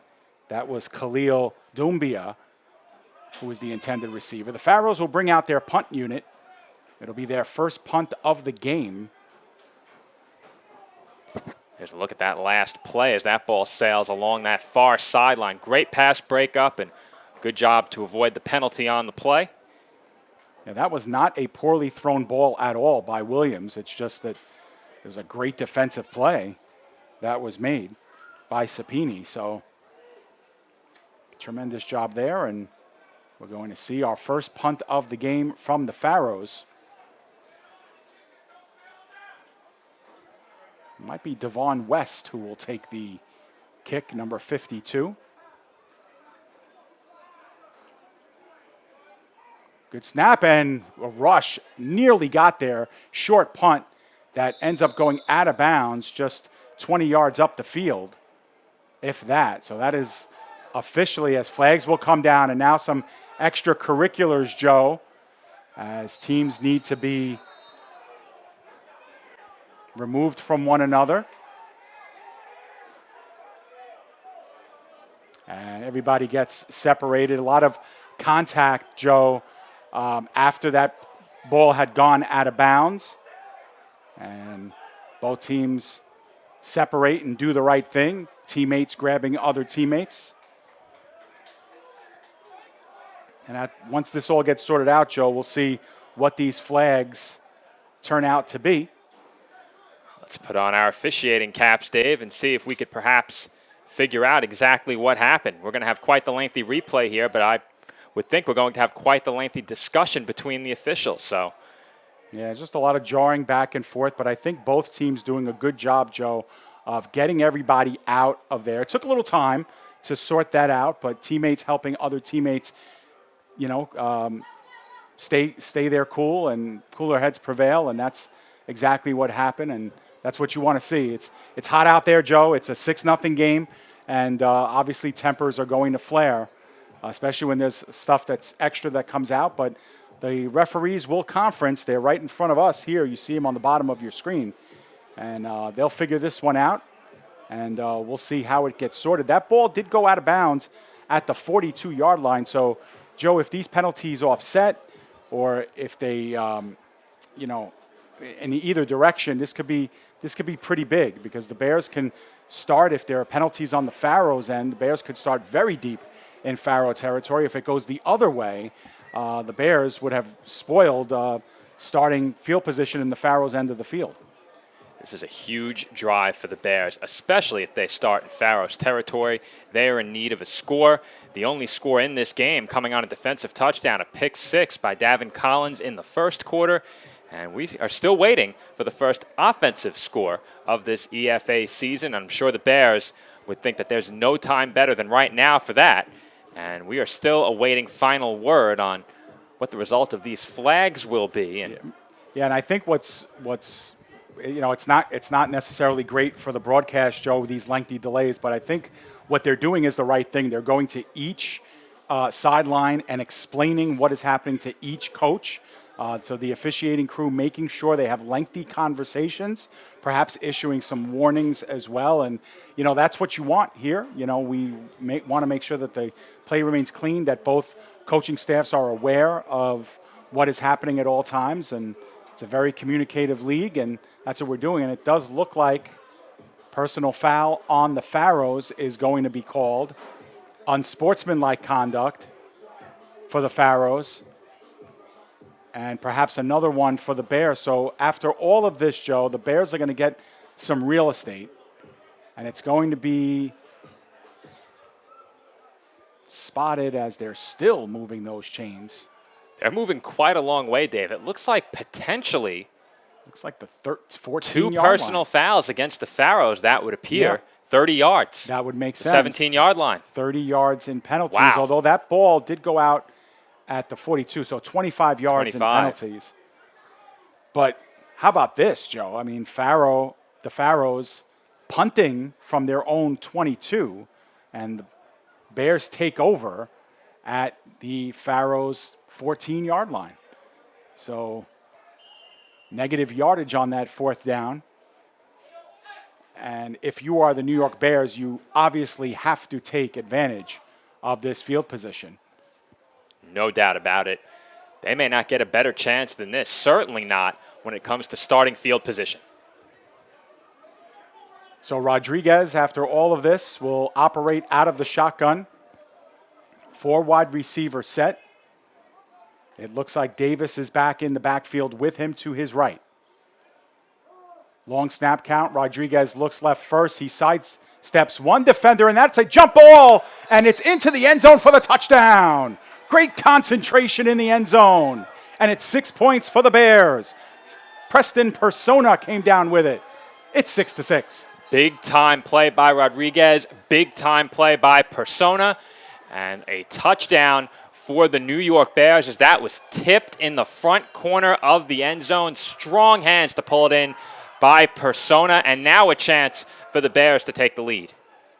Yeah, what a play. And Rodriguez, of course, sidestepping one attacker to heave that one in the end zone. Looked like it could have been a 50-50 ball, but as it turns out, the Pharaoh defense can only get a fingertip on it, and a little bit of a redirection, but great job by the Bears to really complete that play. Persona with great concentration to stay with it. We have a timeout that has been whistled. And that's a great opportunity to get a look at that last touchdown grab. Here it is in the front corner of the end zone. A hotly contested catch, but that's a good situation to heave it up in, Dave. You have 2 receivers in the area, only 1 defender nearby, and a big-time catch for the Bears touchdown to, at this moment, even up the score at 6. The Bears will have a chance to take the lead. Yeah, Tyreek Porter had the coverage and got his hand on it, but not enough. As the Bears, like Joe said, with a chance to take the lead here after being gifted a possession at the Pharaohs' 14-yard line. That's the result, and that's the score you see, 6-6. So a 14-yard touchdown pass is the official stat line there by Preston Persona.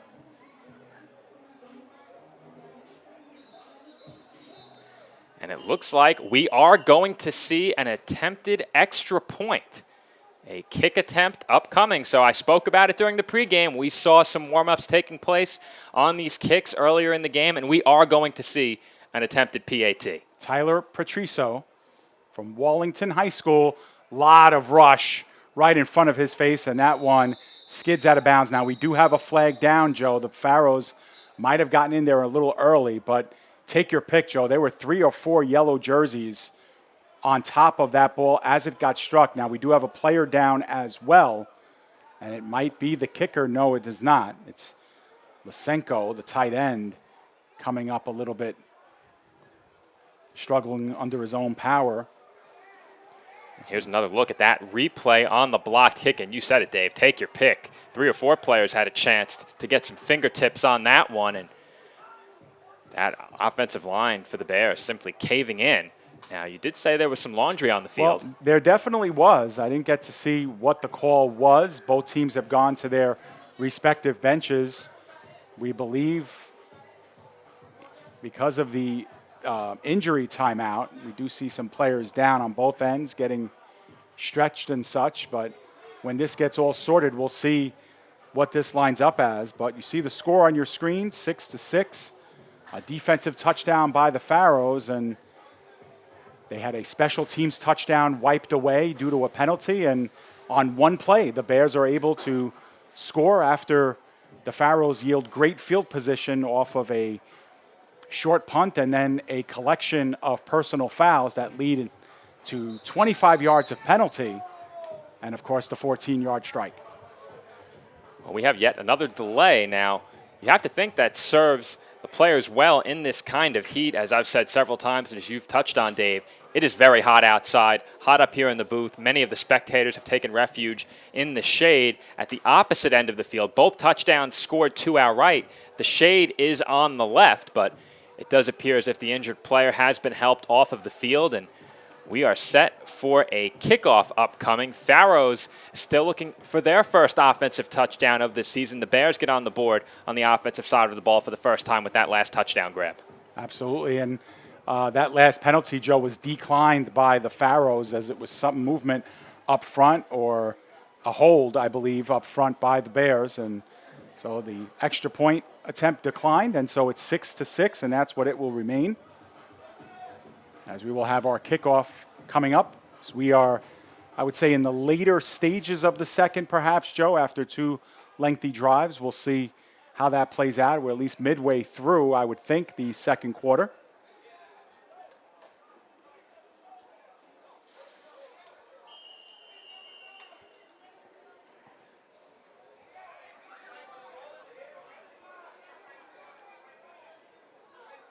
Kovalovsky will be the kicker, and we're going to have a whistle first. And looks like they want to reset positions, get an even amount of players on both sides of the ball. That might have been what the whistle was. Kovalovsky will tee it back up. And it will be Collins and Mims back to return for the Pharaohs. Kovalovsky gets into it. Another line drive kick. It bounces at the 30. Picked up at the 22. Collins muffs it originally. Now he turns tied the other way. Collins running out of real estate. Heads back upfield. 25 to the 30. The 35, the 40. The 45 to 50. He has only Kovalovsky to beat. Gets through him. The 10 and touchdown for Collins. His second one of the game. The Pharaohs are up 12-6.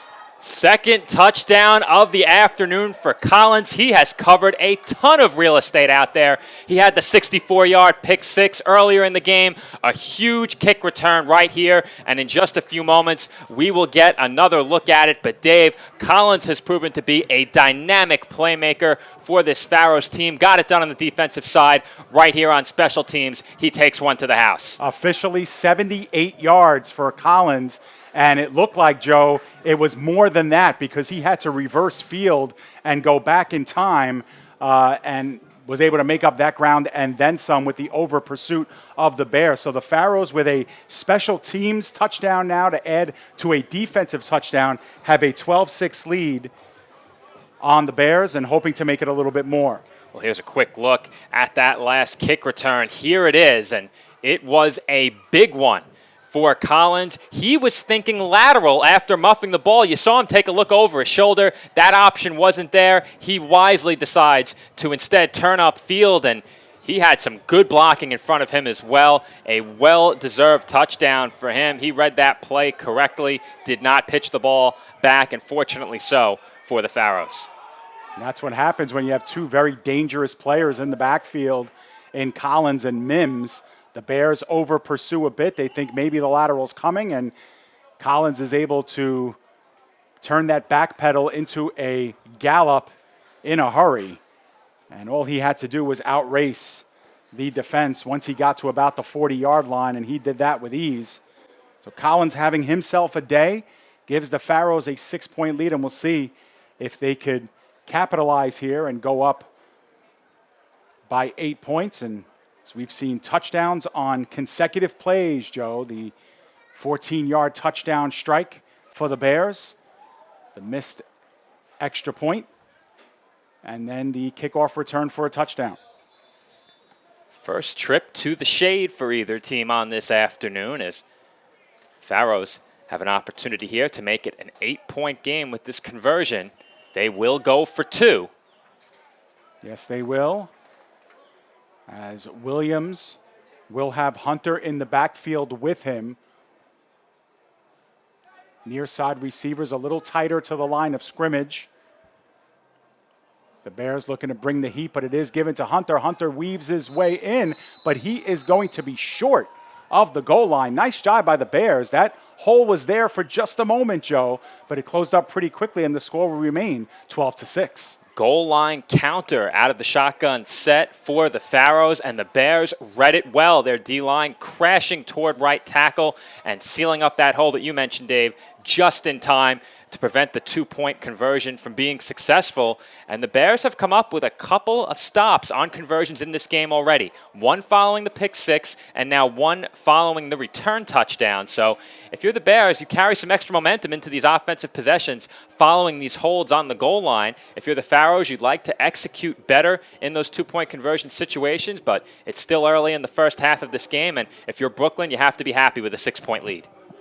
Absolutely, and for Collins, that is his first kickoff return for a touchdown in his career within the EFA. He did have a couple of long returns, 75-yarder last year for one. Didn't score on it, at least not according to the statistics. So that officially goes down as his longest kickoff return of his career within the EFA.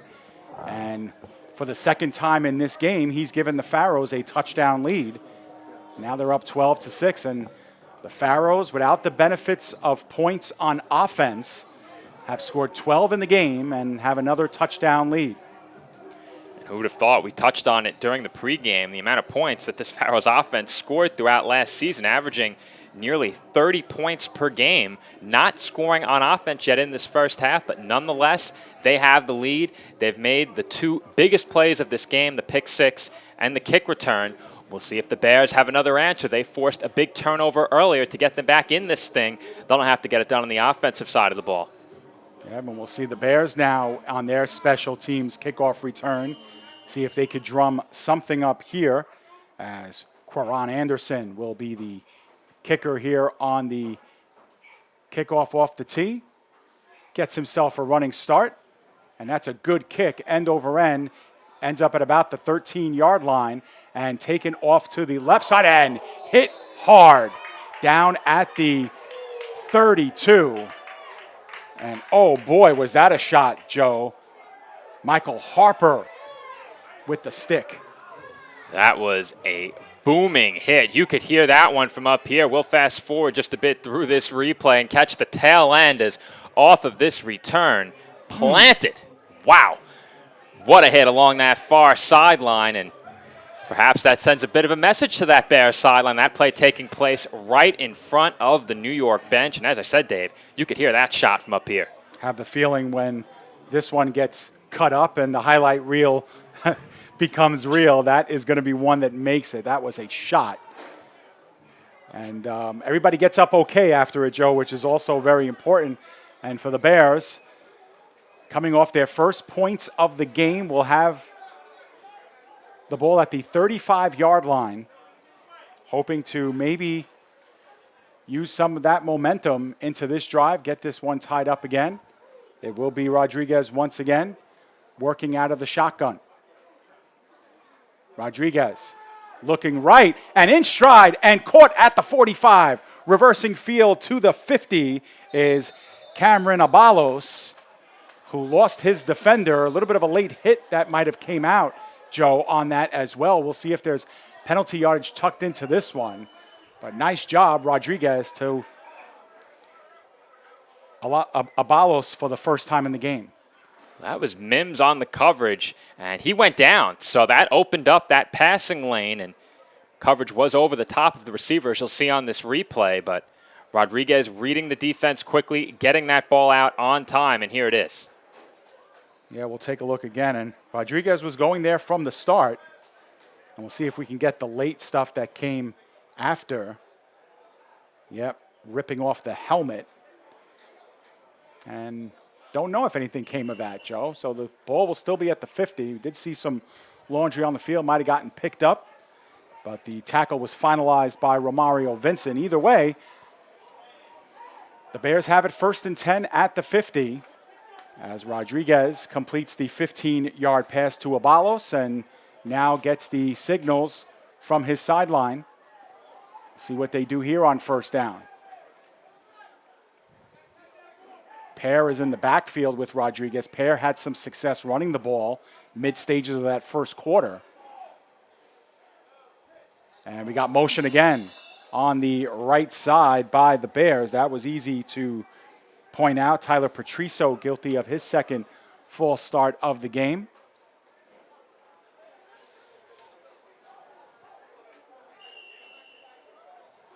And we've seen with the Bears, their ability to run the ball has kind of softened up that Pharaohs front. And now they've gone back to the pass, Joe. It's given Rodriguez a little bit more time completing that last pass to Abalos. Now they'll work with 3 wide receivers, actually 4 wide receivers. Spread formation again. Pear continues to be the lone setback. He is to the left of Rodriguez. Pharaohs showing a little blitz here. They don't. They back off. Rodriguez with the screen, and that one is snuffed out. And there's flags down there. Mockley Bucknell had the tackle on the play, and we'll see what the call is here. Bucknell did go high on that tackle. We'll see if he caught some face mask there, Joe. And if it is, then that's going to give the Bears a pretty big break. Well, Malachi Personal Bucknell foul. was all over that screen Yep. pass, Dave, as you'll see right here on this replay. And he does a good job of sticking the receiver, not allowing any extra yards after the catch. We'll also make sure we get that extracurricular for you after the play, see if there was anything there. Well, it was officially called a face mask personal foul. See if we catch that on this replay. That was a backwards pass, so keep that in mind as well. If that ball's not reeled in cleanly, we could be headed back the other way. And I'm wondering if the penalty yardage is being assessed to where the play was dead. It looks like that's the case. So the ball will be placed at the Pharaoh 47, but more importantly, a fresh set of downs here for the Bears. Lots of penalties in this game. We know both coaching staffs will want to clean that up as the season comes along. We've seen time and again in these type of games and in this league how penalties can cost teams, especially late in the season in the playoffs, and that's when you want this to become more of a well-oiled machine for both teams. As on consecutive plays we saw flags, a false start for the Bears, and now a personal foul on the Pharaohs. Speaking of Bucknell, he was third on this Pharaohs team in tackles for loss last season. He blew up that play, and you could see his good instincts on that one right there. As soon as Rodriguez turned his body and his eyes to his left to throw that swing pass, Bucknell was all over it. Unfortunately, the good play that he made defensively negated by the personal foul. So once again, the Bears will get a huge chunk of yards as they move out across midfield down to the Pharaohs' 35-yard line. Yeah, that makes sense because that play started at the 50. So a big swing there. That could have been a heavy loss. Instead, 15 yards more of real estate and a fresh set of downs for the Bears. Rodriguez gives off to Pear. Right up the middle. There are flags down. Pear turns it over to the right. He gains the 25 out of bounds at the 22. Made a Pear miss. Holding on the Bears is the call. This play is coming back. We will get another look at it very quickly, but we've seen Pear has some playmaking ability out of the backfield when he has come in. It has typically been very positive plays for this New York offense, so we'll get another look at this one in just a moment as it will be coming back on the hold. We'll see if we can spot where that penalty occurred on the replay. Yeah, now, Joe, penalties on 3 consecutive plays, 2 against the Bears, 1 on the Pharaohs. It backs them up to the 45, and perhaps even more importantly, a 1st and 20 now the Bears are staring at. Makes it hard to run the ball with that down distance, but yeah, you could see No doubt. the takedown on the Yeah. play. We saw it right there. Great job of catching that. Flag landed right in his lap. There was no doubt about it. If you're the defensive player, that you were held, and if you're the offensive lineman, sometimes you just hang your head, have to say you got me. And come back for the next one. As Pear continues to stay in the backfield, once again, the formation continues to be in the spread for Rodriguez. About 6 yards behind the line of scrimmage. The Pharaohs showing blitz. They send one extra linebacker, and that one is tossed out of bounds. No doubt about it, threw it away, and there are some whistles, but no laundry on the field this time. We had a picnic disrupted by that Right. football traveling over the near sideline as that landed right in somebody's lap as they were enjoying a meal along the near side right behind the Pharaohs bench, and plenty of room to bring your family out to the game. here at Joseph F. Facina Field in New Rochelle. So 2nd down and 20 as a result of that incompletion. The Bears now line up once again, spread formation. Pair is the running back to Rodriguez's right. The give will be to him up the middle. He gains the 45, got about 1 on the play. But the Pharaohs were there to sniff that one out. Once again, Harper in on the tackle. We have another flag, Joe.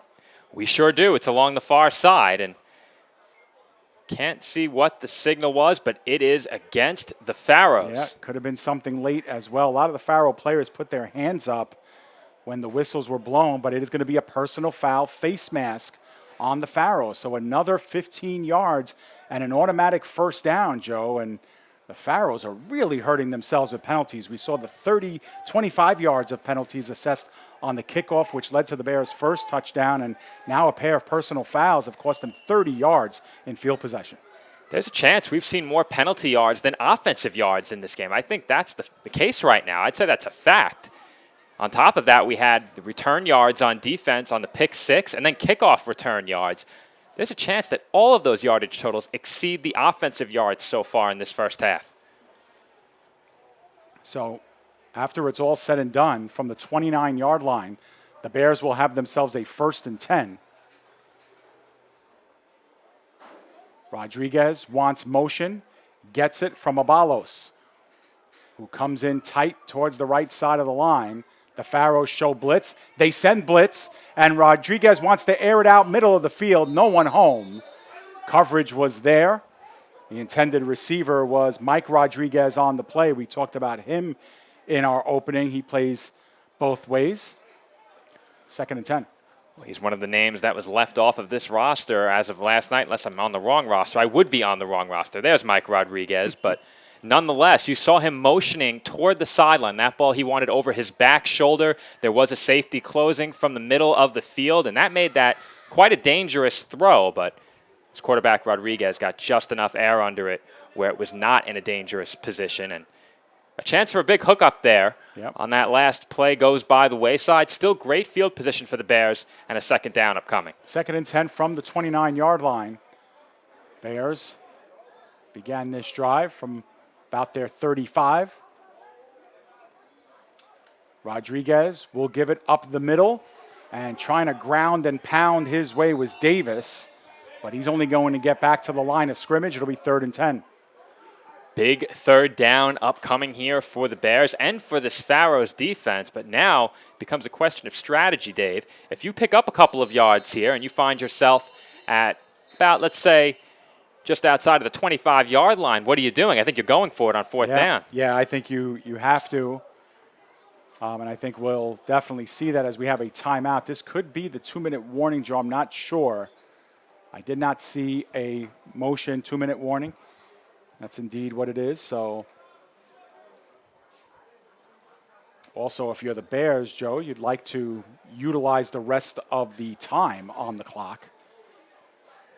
Take this one into halftime, preferably with more points on the board. But in any event, down by 6, deep in Pharaoh territory. They'll have a 3rd and 10 and have to work into the playbook for this next play.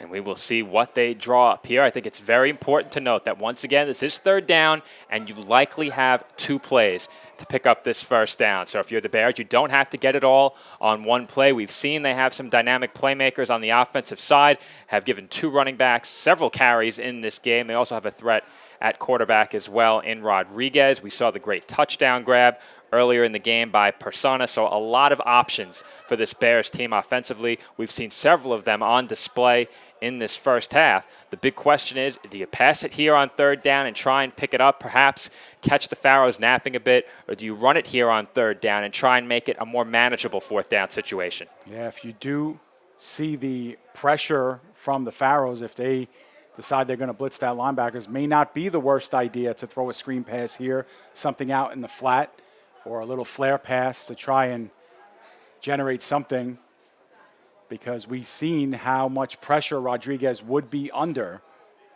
if there is a blitz coming. And when you have 10 yards that you need to get, we'll probably see it here.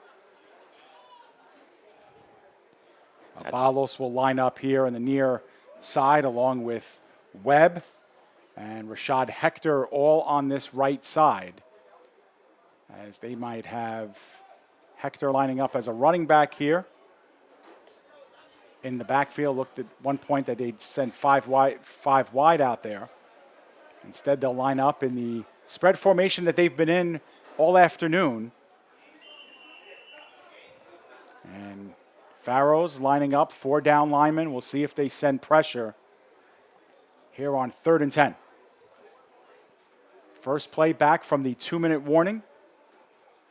Rodriguez sends Webb in motion. He's in the backfield. Now he'll double back. The fake swing pass. We're going to have a flag down and the ball well overthrown. Hand was placed on it by number 38, who we do not have on our roster for the Pharaohs. But in any event, there was a flag down. Now the Pharaohs, if you are the Pharaohs, you think about declining the penalty here. I believe this was a hold. And it is going to be accepted. So it'll be 3rd down and 20, Joe. And you see the kind of thinking there, Joe, on that one. You take the penalty and try to play the field position game more. Now, even if you give up a swing pass or a dump pass, it's still 3rd and 20. That's just way too much.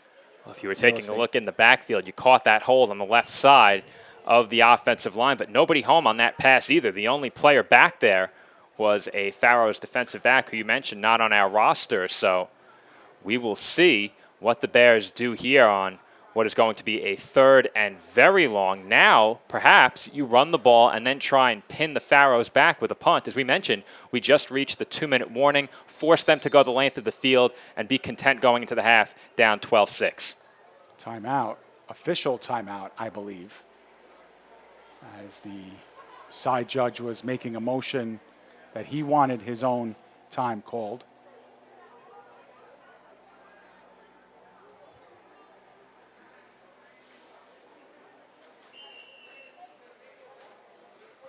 My God.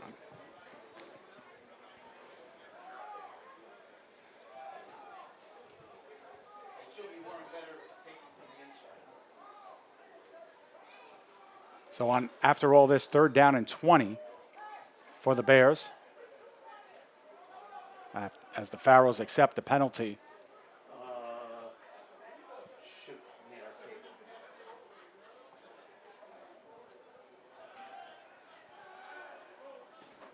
Rodriguez looking to potentially take it himself, but he is downed in the backfield on the sack.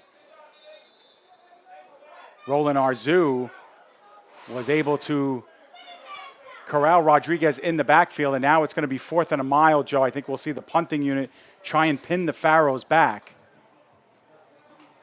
We sure will, Dave, as there's no doubt about it after that last tackle for a loss. But like I said, not the worst situation for the Bears. You pin the Pharaohs back deep in their own territory and force them to go the length of the field offensively if they're going to score again before the halftime break. And we'll get another look at that last tackle coming up in just a moment. Yeah, so after all of this, we will see a 4th down, and Joe will cue up that last sack. Rodriguez really didn't have any options there. The Pharaohs decided to bring all their guys back, and most wide receivers were double covered there. Nothing really going on underneath. Well, that takes the decision-making out of it completely, Dave. You don't have to worry about an attempt on 4th down if you're the Pharaohs in this spot. We were just talking a couple of minutes ago about how if the Bears could make it a 4th and manageable, they had a chance to go for it deep inside of Brooklyn territory, but not so in this spot, as they will punt from the Brooklyn 45-yard line. And getting into it sky high, the ball will come down at about the 24. Fair catch was made that time by Collins. So figure with just over a minute to go here, Joe, the Pharaohs will have the ball at their own 24-yard line. They have a 6-point lead. You don't want to do anything careless at this point, but at the same time, there is enough time to piece together some plays. There sure is enough time, but you also have to keep in mind that you are getting the ball to start the second half. So you will have that opportunity coming out of the halftime break as well. You have a 6-point lead in this spot. If you could get within range to perhaps heave one up toward the end zone, you certainly take that opportunity. But we will see if this Pharaohs offense can get to that point on the field. The Bears defense certainly needs to hold here, as Brooklyn will have possession to open up half number 2. So the Pharaohs, who have not scored on offense today, have themselves a 12-6 lead. They've scored on the first drive of the game defensively, interception return for a touchdown, and then following the Bears' only score, they returned the kickoff 78 yards for a touchdown. Both scores by Collins for the Pharaohs. And as the Pharaohs now just getting their personnel set to go, a little late getting involved in the offense was Garfield False. Now in motion goes Arzu, and Williams will look to scamper. Williams finding real estate and getting it out over to the 29-yard line, close to the 30. Gets about 5 yards on the play, but the Pharaohs want to move quickly here as the clock continues to run. We talked about Williams at the top of the show, a dynamic playmaker with his legs, also can air it out. And right there, he showed off his elusiveness and scrambling ability, taking it right up the middle. Spread formation. Williams once again goes back to pass. Surveys both ends. Now he's going to tuck it and run. He is corralled at the 40-yard line, and he will have a 10-yard gain and a first down. We haven't seen much of this so far in this game, Dave, but out of necessity, Williams taking off out of the backfield as he spikes it and will stop the clock. Can't tell you how much time is remaining in this first half, but we can tell you that with that clocking of the football, it will be second down from the 40-yard line. Right, no official time being kept on the scoreboard here at Facina, so the official time on the field with the officials. And it looks like ball will be placed at the 35-yard line, Joe. Maybe Rodriguez was down at the 35 before getting corralled at about the 40.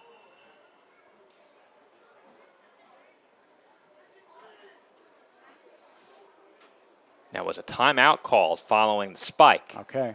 Because we've had quite a bit of time here in between plays, and now the clock will officially start running once again.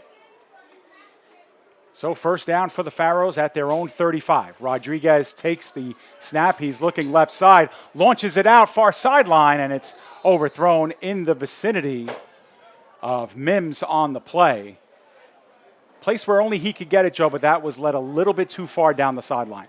Not a bad attempt by this Pharaohs offense. We said that if they got within range of the end zone, they would almost certainly take a shot. And what better combination than their top two playmakers, Williams to Mims, as Mims made his way up the left sideline, and that ball put only where he could get it out of his range. And the Pharaohs will now have a third down, or at least I thought so as they spiked the football. The down markers read second down. That's right, Joe. I was thinking the same thing. I did have to use the binoculars to make sure that said 2 for second down. We do have a flag now that has been thrown.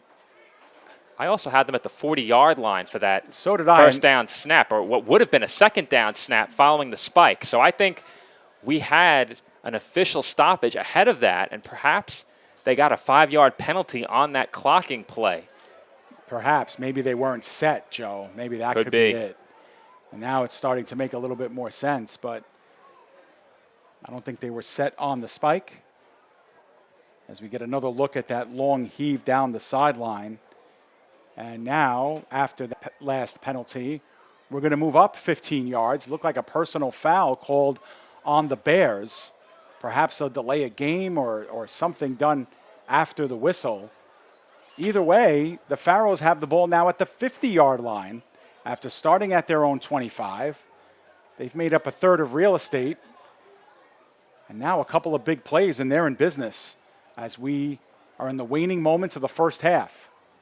And looking on the near side, and the pass is complete to Mims. Mims is boarded up and taken down at about the 32-yard line. That's going to be another first down with the clock running. Rodriguez. We have a timeout called, or that is the end of the first half, Joe. So the Pharaohs do run out of time, and they will take a 12-6 lead into halftime. So a good attempt to try and get some offense together to end that first half, but they just ran out of time. But, Joe, 12-6 is our score. The Pharaohs, without the benefit of an offensive point in this game, get to take it into halftime up by a touchdown. Despite the fact that Brooklyn has no offensive points, that first half was not short on big plays, Dave. We had a huge interception return for a touchdown. We had a kick return for a touchdown, a play that looked like it was headed nowhere. And then we had a great touchdown grab in the front of the end zone off of a deflection. Strong hands by Persona to bring that in for New York. That accounts for their lone score, as I mentioned. Brooklyn scoring on the kick return and the pick six. So that first half, a very exciting one. A lot to look forward to in the second half. Absolutely. So what Joe and I will do is step aside, take a break, leave you for a few minutes. When we come back, we will have second half action. We'll break down our first half, get you ready for half number 2 between the Bears and the Pharaohs. This is the EFA kickoff on PDF Sports Network.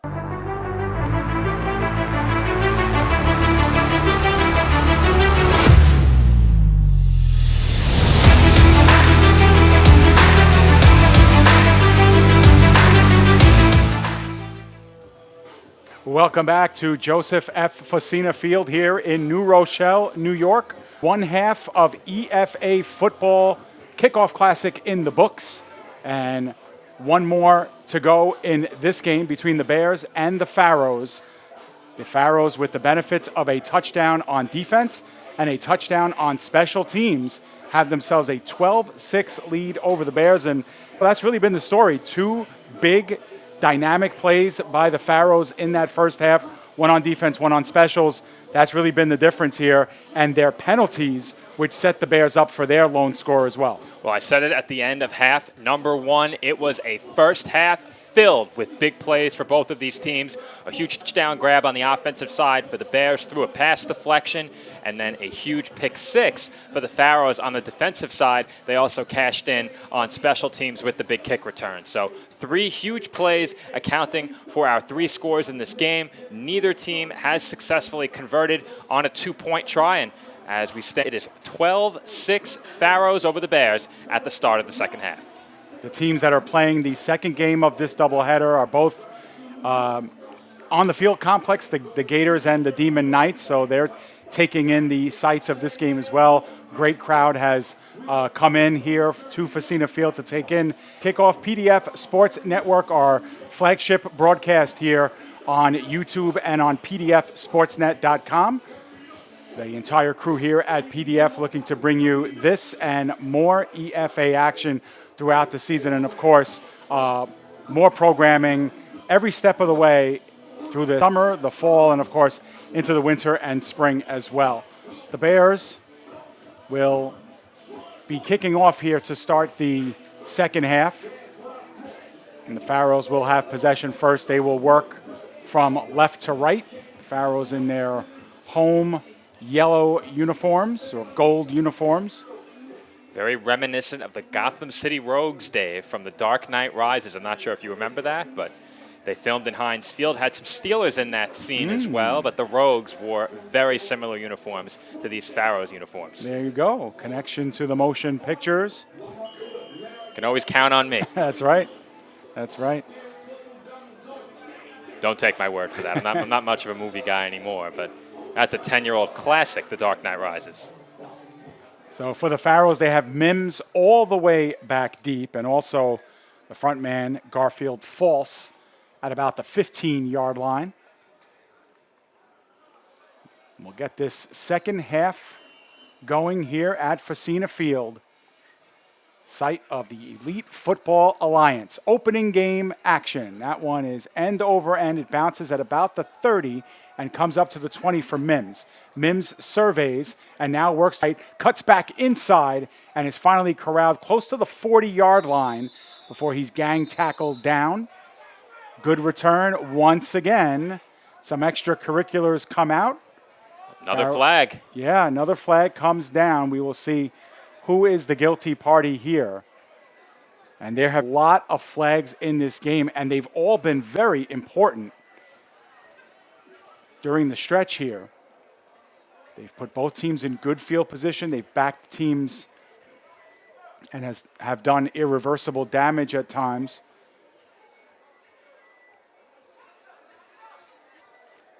But in case you're joining us late into this one, we have a holding call here on the Pharaohs, so they'll be backed up 10 yards to about the 30 to start this drive. But if you joined us late, it was number 5, Davin Collins, who has been the star of the show for the Pharaohs. He returned an interception, 64 yards on the game's opening drive with the Bears driving. Ball will be spotted back at the 25-yard line, Joe.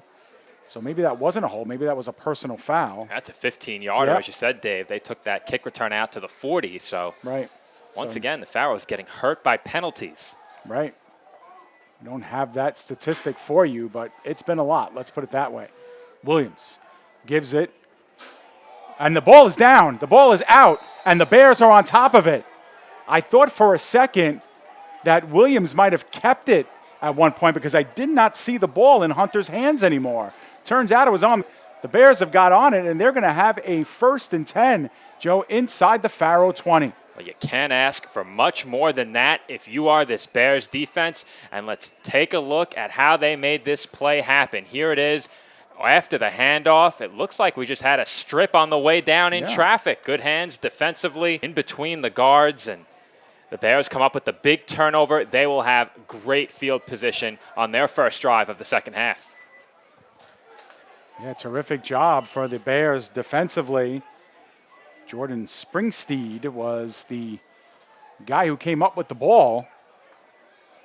Everybody stayed with Hunter, and the ball was well behind him. So after all is said and done, the ball is going to end up here at the 21-yard line. Call it the 22, if you will.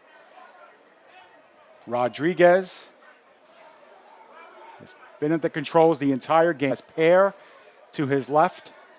Shotgun formation.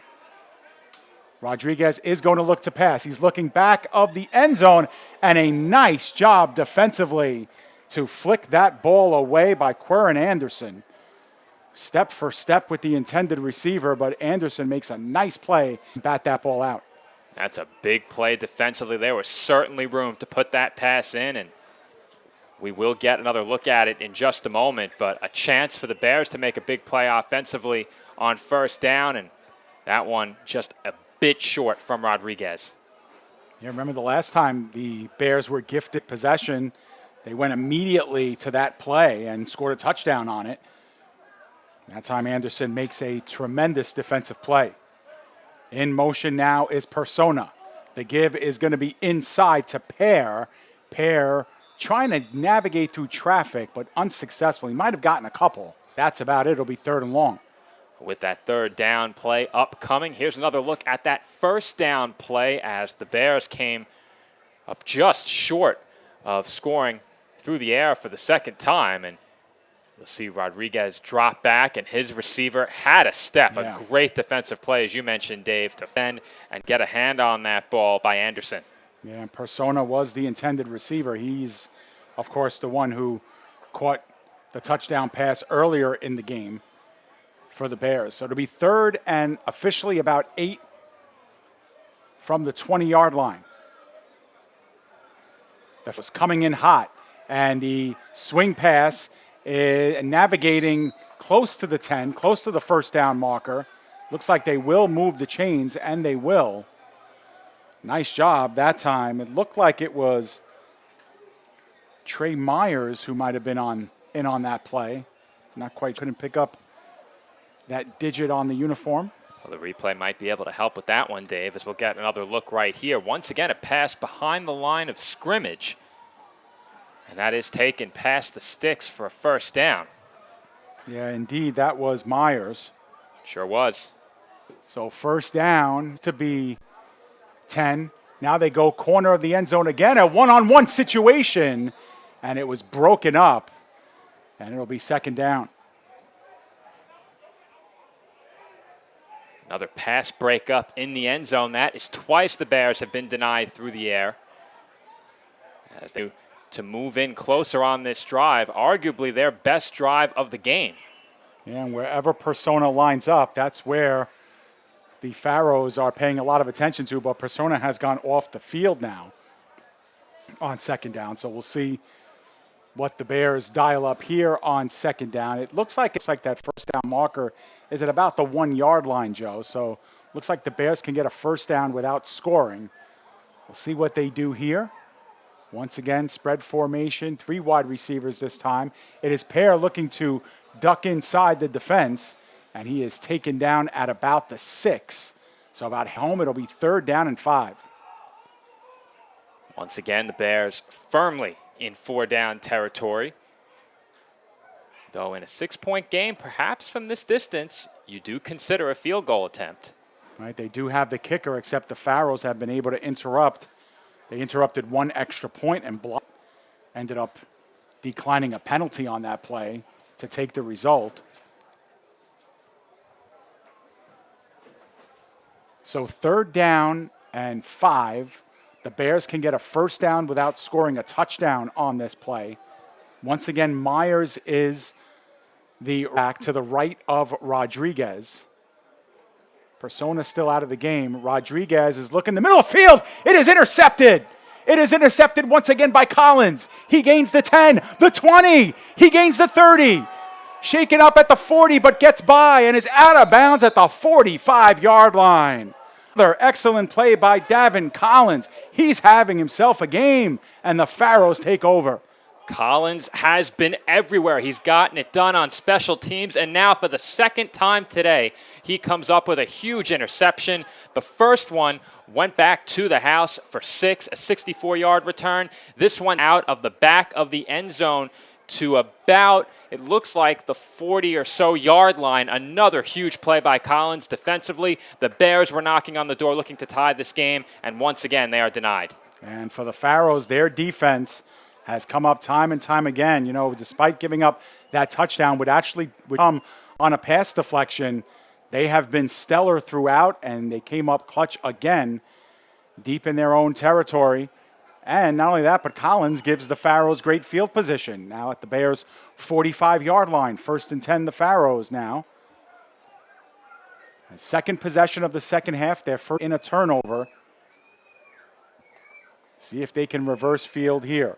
Kareem Williams takes it and hands it off to Hunter, who is gobbled up in the backfield. No chance.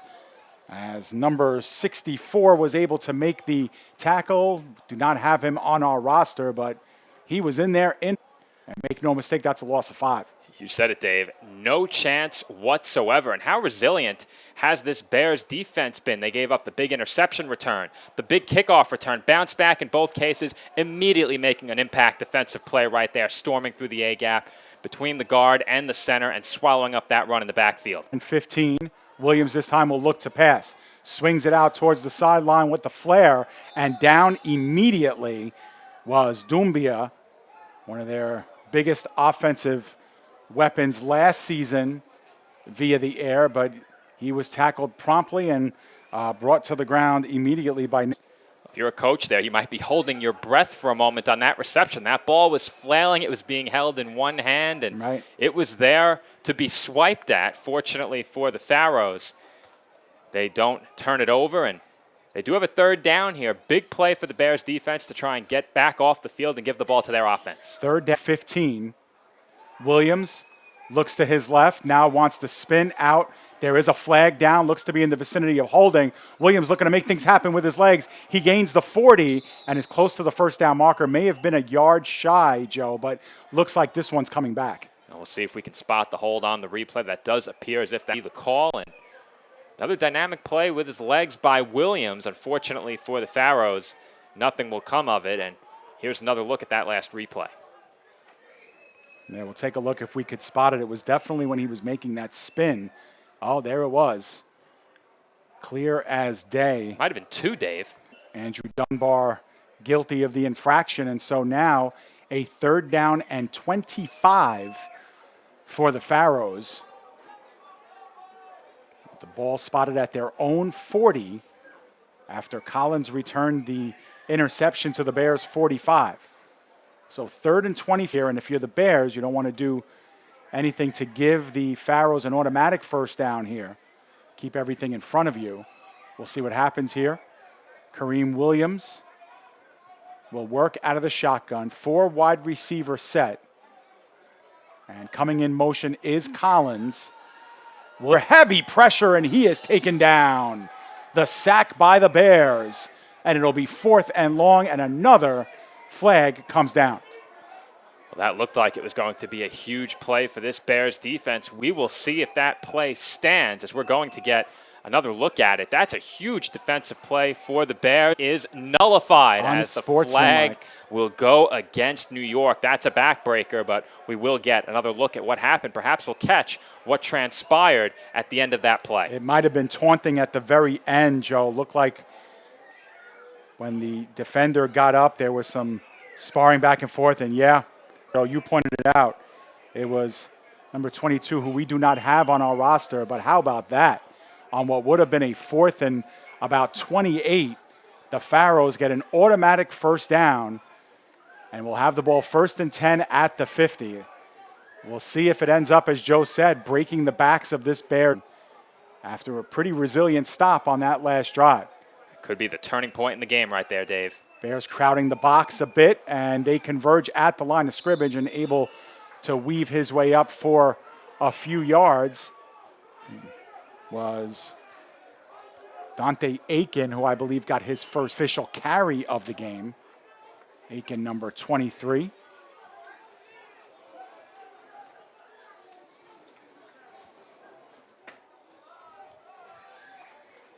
So on 2nd down and 7, Williams will once again operate out of the shotgun. He looks to his left. Once again, we have down as Aiken could not corral that. Guilty of looking past the ball and onto incoming traffic, but looks like we might have a holding penalty here, Joe. We'll see what to make of it. It was called pretty quickly into that play. I touched on it a bit in the first half, that with this being week 1 of a season, perhaps we'd see a bit more sloppy play in terms of the penalties, and that's certainly been the case. Some of them, though, much easier to control than others on sportsmanlike conduct and personal fouls, certainly well within the control of the players out there on the field, but I believe we had an illegal motion right there. And it was declined, so the Bears will take to the play, which was an incompletion. So it'll be 3rd down and 7 coming up for the Pharaohs. Another chance for this Bears defense to get off the field, and you just get that feeling that this has to be the time they capitalize. Another 1st down will put the Pharaohs well into Bears territory. Also, you mentioned the area of the field. If the Pharaohs get close enough, perhaps an opportunity to go for it on 4th down. We'll see what happens here. Williams going to tuck it away. He does have some open lanes, and he will get the 1st down. Barely. He needed 7. He got 8 as he was out of bounds by Smith on the play. Either way, 1st and 10 at the 39-yard line. Well, from here, Dave, that looked like a designed run. We'll get another look on the replay and see if that was the case. But to me, from up here, that looked like it was a designed run. It sure was. As you take a look at those routes on the outside, those were set up to block for the quarterback. That was the play design. A great job of working his way toward the sideline, knowing where the sticks were, and picking up the 1st down. See that sun glare working against our cameras a little bit. That sun is shining, beating down on these two teams. Brightness wreaking havoc at this end of the field. It was the perfect brightness over at the other end. 1st and 10, the Pharaohs get a new set of downs. Williams once again will operate another designed run. He goes up the middle, was not able to get away from the initial contact. Might have gotten a yard on the play. It'll be 2nd and long. 2nd and long gives the Bears yet another opportunity, and you have to think one more 1st down would put the Pharaohs in that territory where they would go for it on 4th. If the Bears can hold them to a 4th and long in this spot, they would likely punt it, I think, and force the Bears to go the length of the field. So if you're the New York defense right now, this is where you have to shore up in this area of the field. Good start toward achieving that on 1st down. So 2nd and 9. Collins back into the game offensively. He lines up in the interior slot, far side of your screen. Aiken remains the running back for Williams. Pass all the way for Williams. Looking down the field, now the middle of the field, and it's just overthrown. Extending all he could, Doumbia, but that was well out of reach. And we will get another look at that. It appeared as if there was a narrow window to get that ball in, and we'll see if that is true as we get another look at that last play. Williams, after a couple of designed runs, had a very nice pocket, and there was certainly a window to throw there. As that ball just seems misfiring there with the arm. He's shown what he can do with his legs, and in that spot, just a bit too high with the pass. So another 3rd and long here for the Pharaohs. 3rd and 9 officially. Once again, spread formation for the Pharaohs. The defending EFA after an 8-2 campaign a year ago. Williams under heavy pressure, and he is going to be corralled and sacked on the play by Jared Mays. Another sack for Mays, and it'll be 4th down and long now, and exactly what you said, Joe. Decision here for the Pharaohs on the far side of the field, a flag. It will be holding against the Pharaohs. It'll be declined, and so the result of the play will make it a 4th and long, and we shall see here what the decision is. It looks like the Pharaohs are going to kick it. And it is the result of this play that will stand. The Bears coming up big defensively, and they sack Will out a 4 or 5 yard loss. And as you said, Dave, that really takes the decision away from the Pharaohs, especially with the flag on the play. That flag, of course, declined by New York, and a chance once again for the Bears. And we've seen a couple of punts come dangerously close to getting blocked in this game. So if that occurs again on this one, and it was a Pharaohs punt that I believe may have been partially blocked by the Bears earlier in the game. Devon West will be the punter. He takes it, and that's a good one. Gets into it, ends up at the 5-yard line. Having to reverse field was Webb. Webb looking to get out of danger, but he will. Forward progress will get him to the 5-yard line. They gave him the 5. Wow. Looked like he retreated on his own a couple of steps, but that looked very dangerous initially from up here, Dave, as he began to retreat toward his own goal line. I'm sure there was a collective gasp along that far sideline as we're closing in. But as you said, Bears will start this drive from the 5, and trailing by 1 score, they will once again have a chance to tie. They're going to have to do it the hard way with a long march down the field. Absolutely, and Bears really under the most pressure they've been all game here in this spot. Down in their own field, and this is the end of the field, Joe, where they cannot afford a turnover. Both teams have turned the ball over twice in this game, and if they leave one on the carpet or if there's another interception thrown by Rodriguez, the Pharaohs will be in beautiful opportunity to potentially slam the door in a game where they have not offensively a defensive touchdown, a special teams touchdown. They had a special teams touchdown wiped away via a penalty. They're up 12-6. The Bears will take it. It'll be a run by Davis to start things off, and he gets a couple of hard yards up the middle. That was who took it. 2nd and 8. Big question down around this area of the field is how comfortable is your quarterback running the offense and throwing the football with his heels up against the goal line? If the Bears come out in the shotgun or perhaps even in the pistol from the 5, your quarterback is standing right on the goal line. And right now, Bears are lined up right on their own goal line. The quarterback, Rodriguez, and Pear both standing just outside of the end zone. So on 2nd and 8, we'll see what they dial up. It is the give to Pear underneath, and he does have a lane. He gains the 15 and is taken down just past the 20-yard line. Nice pickup by Pear on the play. And that's a huge gainer for the Bears, a huge play for this New York offense as they escape the shadow of their own goalposts. Their running game has been consistent here this afternoon, and it comes through once again right there. A big gainer of 15 yards, and they have a fresh set of downs. And Pear has been probably the most dynamic up so far for the Bears. Obviously, we've seen Preston Persona in the passing game on the receiving end. See what they decide to do here. It's another give up the middle for Pear. Again, makes one person miss and gets 4 yards, maybe 3, make it 2nd and 7. And we have a fall in the field here. The Bears player down. I believe that's Robert Daunt, who's getting up slowly and does get up under his own power, but he will have to get to the sideline. But it's good to see him get up on his own.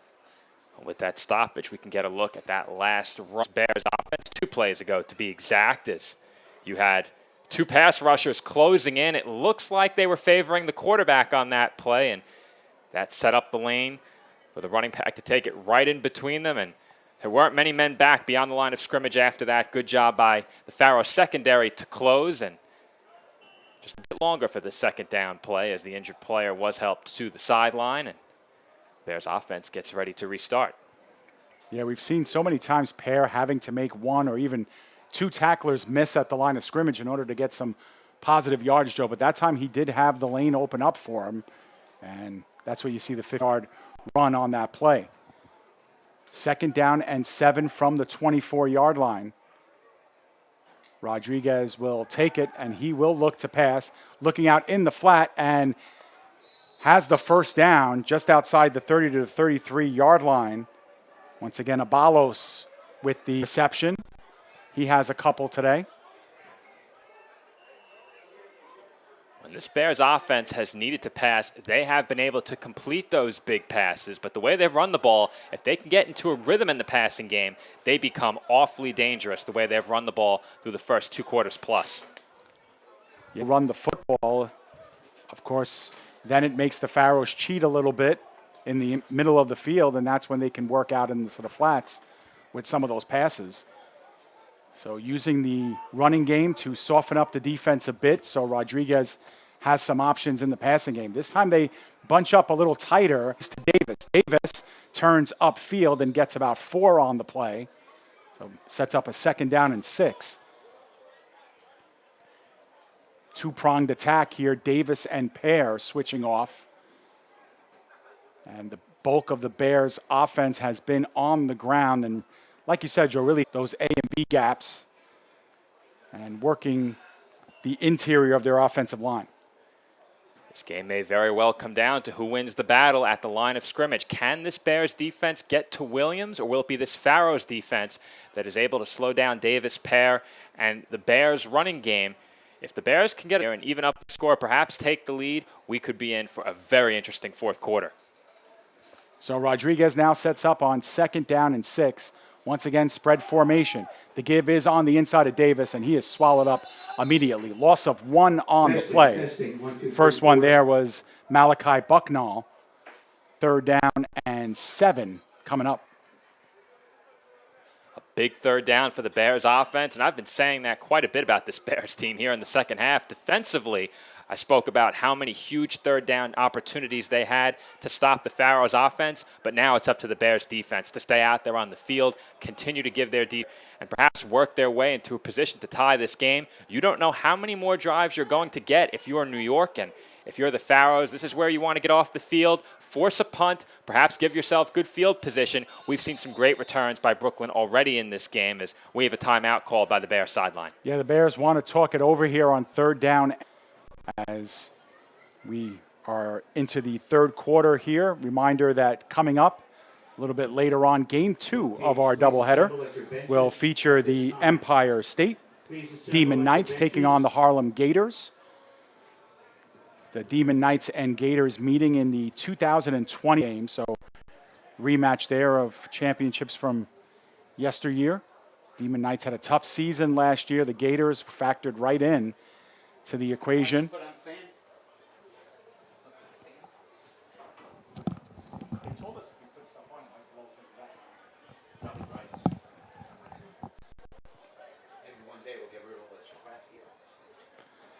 So 3rd and 7 after all this is coming up. So the first of 2, as I was saying, Joe, the first of 2 games here for the EFA kickoff. You'll have the call for the Demon Knights and the Gators. What are you looking forward to most in that one?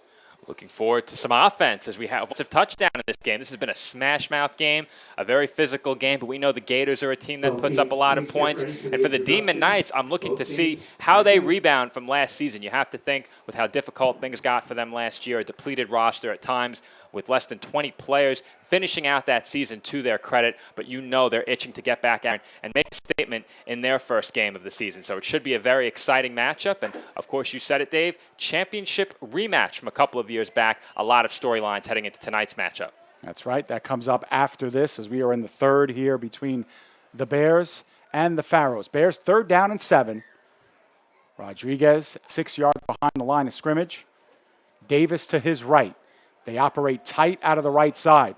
A lot of time for Rodriguez. Middle of the field, and he's got his man for a touchdown. That's going to be Abalos.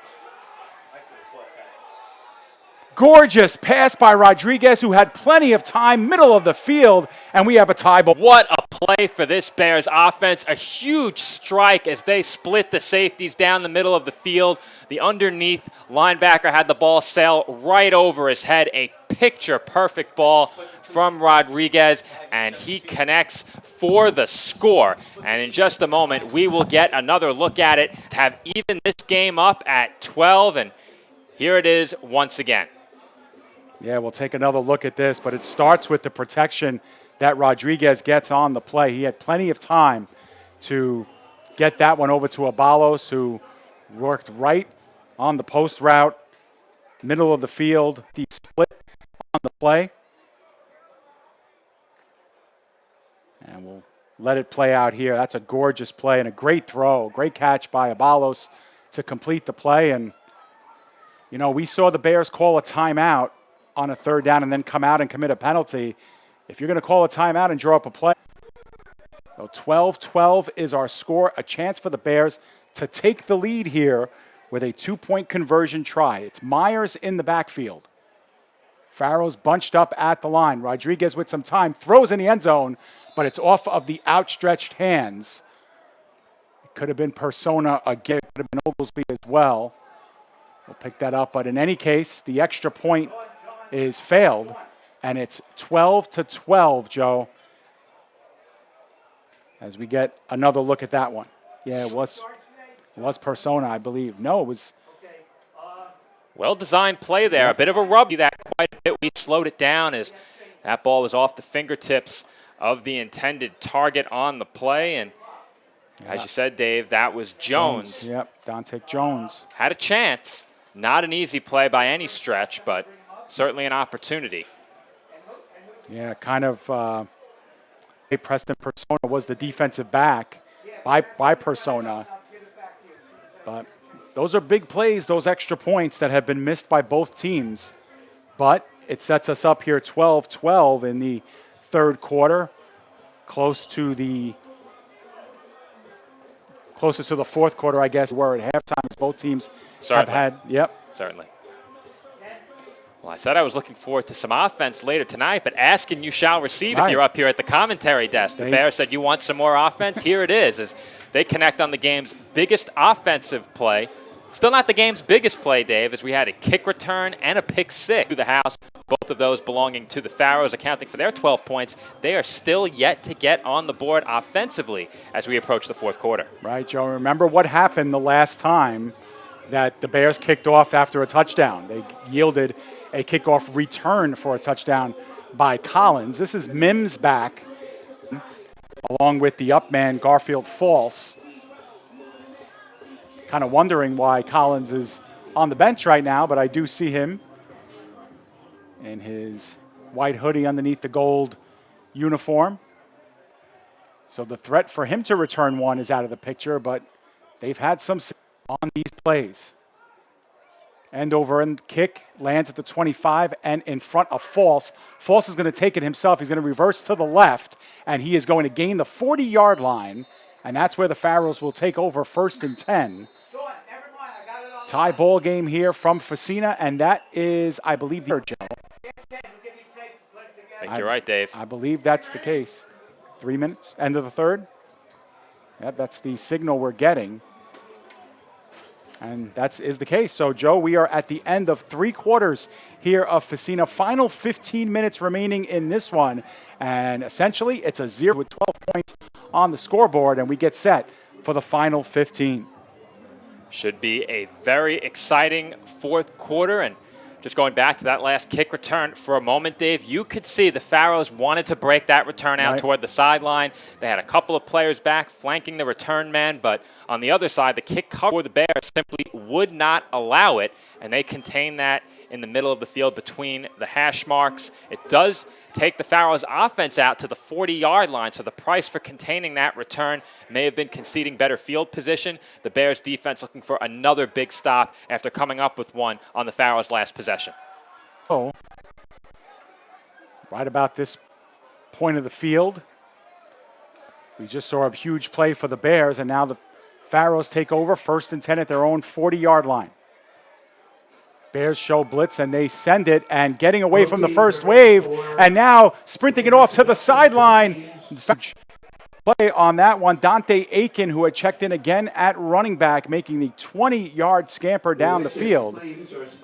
And the Pharaohs have set up in business now in Bears territory. Well, you'll see it here on this replay. Missed tackles hurting the Bears defensively right there. 1, 2, maybe even a 3 to take down the ball carrier, not converted by the Bears, and that allows the Pharaohs to take that ball just across midfield down to the 40-yard line of New York. So the Brooklyn offense very quickly in business, and we will see if they can cash in for the first time this afternoon. Yeah, one of their biggest game, the 20-yard run by Aiken. So it'll be Kareem Williams lining up once again out of the spread, and Aiken will stay with him to his right. Bears came in hot on that last play. We'll see if they send more, and they do. And Aiken again was, and that time they dropped him for no gain, Joe, even though he looked like he was going to wiggle out of some room again. Well, you're going to see it on the replay, Dave. Williams was taken by surprise on that snap. He was very fortunate that after that ball hit him in the helmet, it didn't roll away, and we'll try and catch up to that play. But you'll see the ball hit Williams in the face mask, and disastrous for this Pharaohs offense. Right. Yeah, kind of jumped up at him.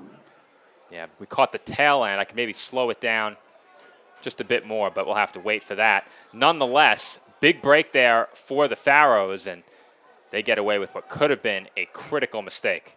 2nd and 10 now for Brooklyn.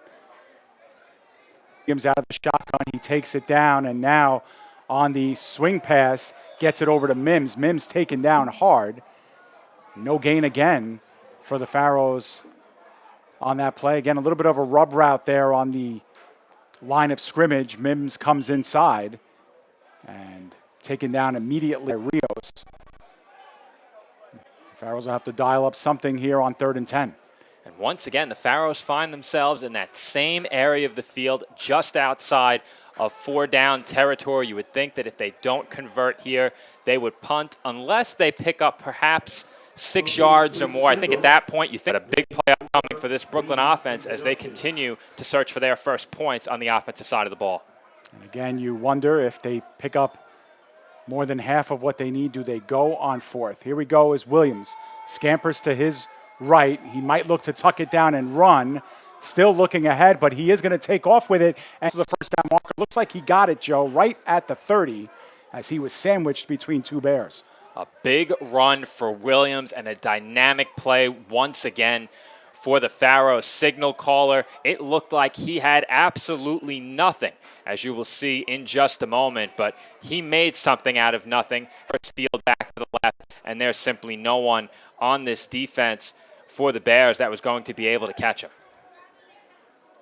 Yeah, and ended up needing 10. He got 11 on the play. So 1st down and 10 for the Pharaohs at the 29-yard line.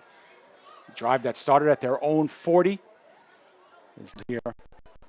And Williams does well to corral that one. He's going to look end zone into the corner, and the catch is made for the touchdown. It's Collins again, Joe. Where hasn't Collins been out Actually, there? it's not. It's not, okay. Joe. That is, I believe, number Roland Arzu. Sorry about that, as that comes at the far end of our sight lines. But, wow, what a throw and what a return response. Here's, we'll get another look at it. Welcome, ladies and gentlemen. Another high snap that almost went awry, but what a recovery by Williams, and it's done with his leg. Take a look at that play as a tremendous grab in the end zone right along the back line, and just like that, the Pharaohs have their first offensive score of the season, and they take an 18-12 lead. Roland Arzu, the Claims are sponsored by Orthopedic and Neurosurgery. 39-yard, Dental Group and by 29-yard, I should say, touchdown pass. And here comes the 2-point conversion, and Aiken is going to have it. So our first conversion, and that's a big one as it makes our score 20-12 in favor of the Pharaohs. And in just a moment, we'll get another look. This Pharaohs offense providing us some highlight reel material the last few minutes. I can't keep up with them over here at the engineering desk, but we'll get a look at that 2-point conversion in just a moment. The first successful 2-point try of the afternoon, and here it is as the Pharaohs take it in. Hand off, and once again, that counter running play out of the gun, perhaps even a read option, as I assume Williams has the decision left in his hands whether or not to keep that ball. And Pharaohs now have an 8-point advantage. And you have to think they're 5 minutes into this 4th quarter. Yeah, that's right. So now a little bit of a sense of urgency here for the Bears. They're not going to have multiple opportunities with the football, although they're coming off their most dynamic offensive play of the game. On the forward line, This one, number 39, Dylan.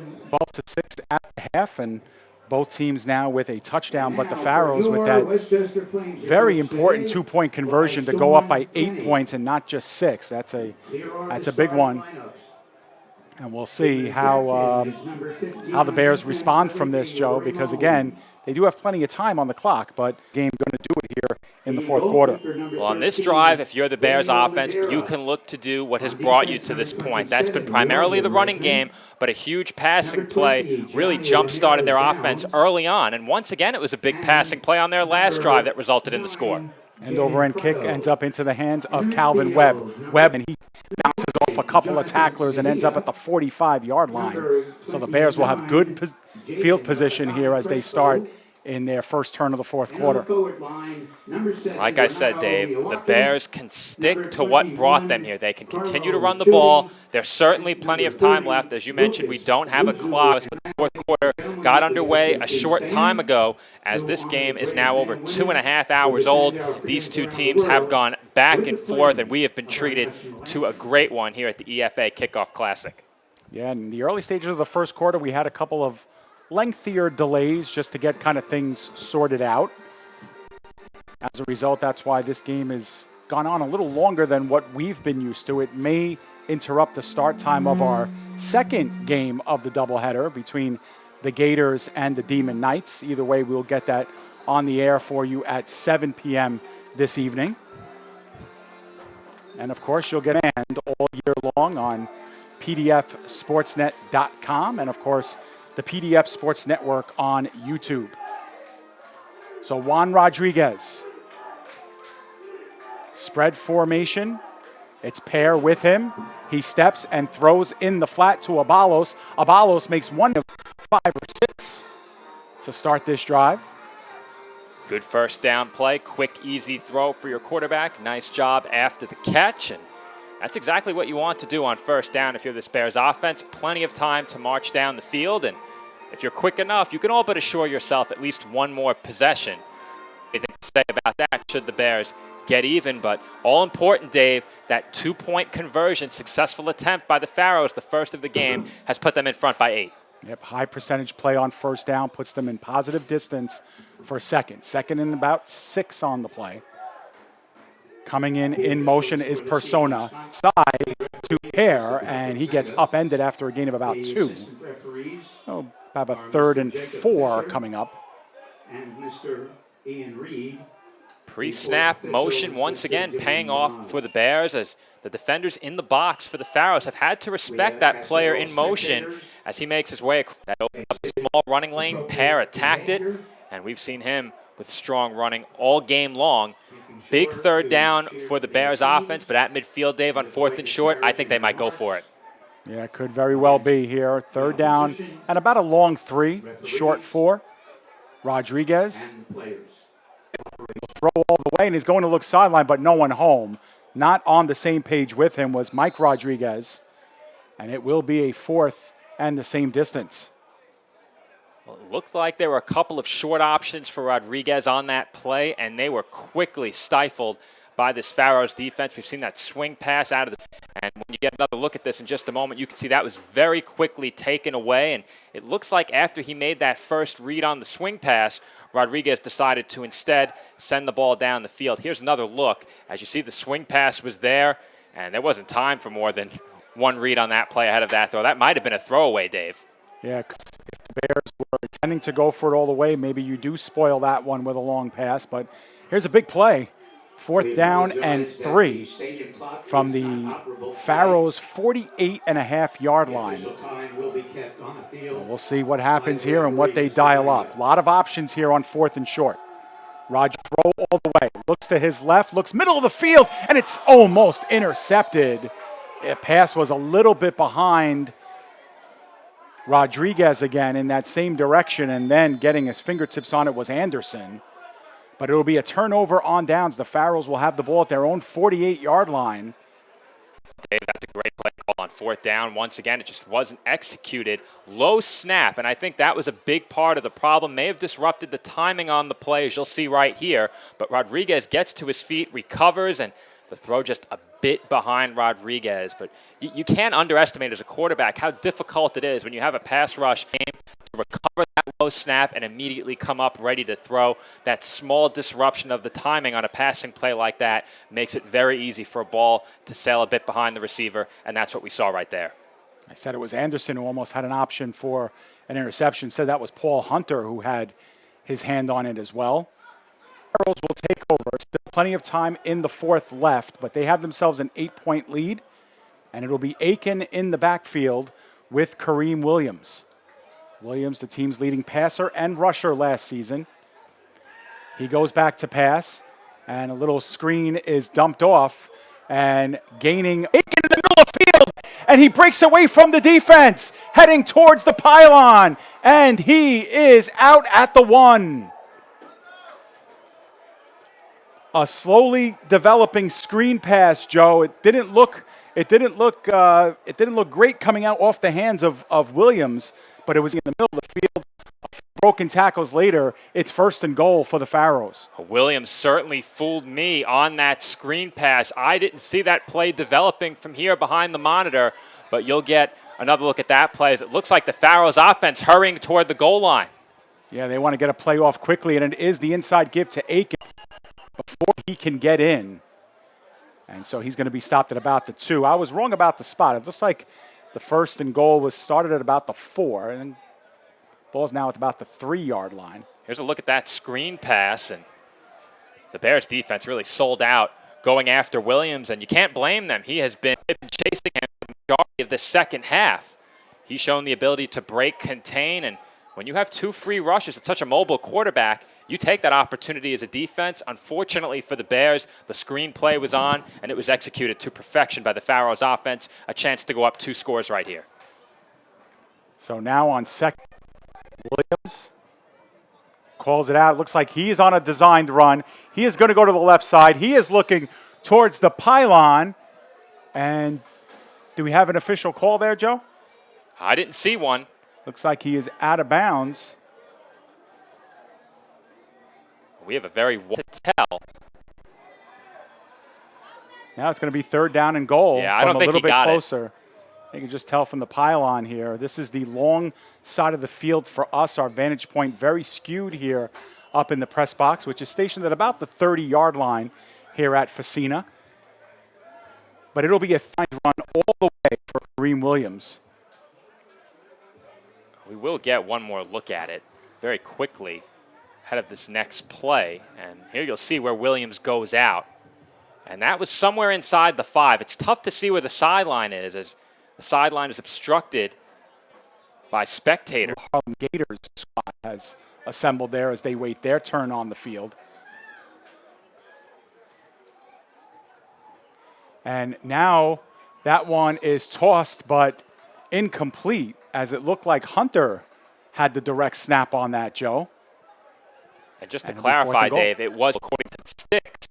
Really? That's what it said on the sticks, but it doesn't look like it. Unless that was the extra point, Joe. Very possible. That had to be the extra point, Yeah, Dave. He must have gotten in. It was. So we missed it completely. The Pharaohs are up 26-12 as the touchdown was scored on that. But really didn't get an official mark either, because at the end of that last play, Joe, I was looking at the lines judges to raise their hands with a touchdown, but not so. Here's one more look, Dave. We'll see if we can catch it. Yep. Well, we got. Oh, that's By Aiken, but even the nice blocking downfield too. I mean, Aiken just does a great job, but a tremendous block on that by Kenneth Otero, who made 2 blocks on that play. Well, that play set up the scoring chance. Right. Here is the scoring play. Okay, let's take it. I'm looking at the official. You see that, Joe? We missed it towards the end, but I was looking at the official there. There was no real signal, but it's a 26-12 game for the Pharaohs. Extra point failed. A 2-point conversion failed. And so now pressure on the Bears, as they are going to need a quick score, getting the ball back, and then another, as they have 2 opponents now. It's that scoreboard, and it's the time on the clock. One objective here for the Bears offense. You have to score on this drive. 1 score at a time, and they get their opportunity. Live after it comes off of a Bears play. It looks like the Bears might have gotten back on it, Joe, and they catch a break. That was a squib kick. I don't know if that was designed to get that way, but it looks like coming up with it. Ultimately, the original player who touched it was able to get it back. Bears certainly touched it, and it was very much live, as you said, Dave. Yep. Not that it matters on a kickoff, as the kicking team can certainly recover that ball, but the Bears were the first to get a body on it, and I'm not sure the player who first made contact with the ball realized the flag along the far sideline. Yeah, it was offside. It did look like the Pharaohs were offside, but because that was such a short kick, Joe, and because of the result, I think the Bears have declined it and are going to take the result, which will put them at about their own 40-yard line. Fortunately for the fail to recover that football, it would have been no problem, as the penalty would have negated any Pharaohs recovery. But as I was saying, Dave, it's now or never for the Bears offense. A couple of big plays in this one through the air, a sustained rushing attack. The rushing game probably goes out the window here. Rodriguez has shown that he can pass it and come back behind his right arm. And that's what they will need. Brandon Davis has checked back into the game. Abalos now on the near side of the field. He's been a big threat in this game. He's working against Mims for the Pharaohs. Rodriguez out of the shotgun, takes a low snap. There are flags down, and by a pair of Pharaohs, and getting in there to polish things up was number 32. And we'll see what the result of the flag is.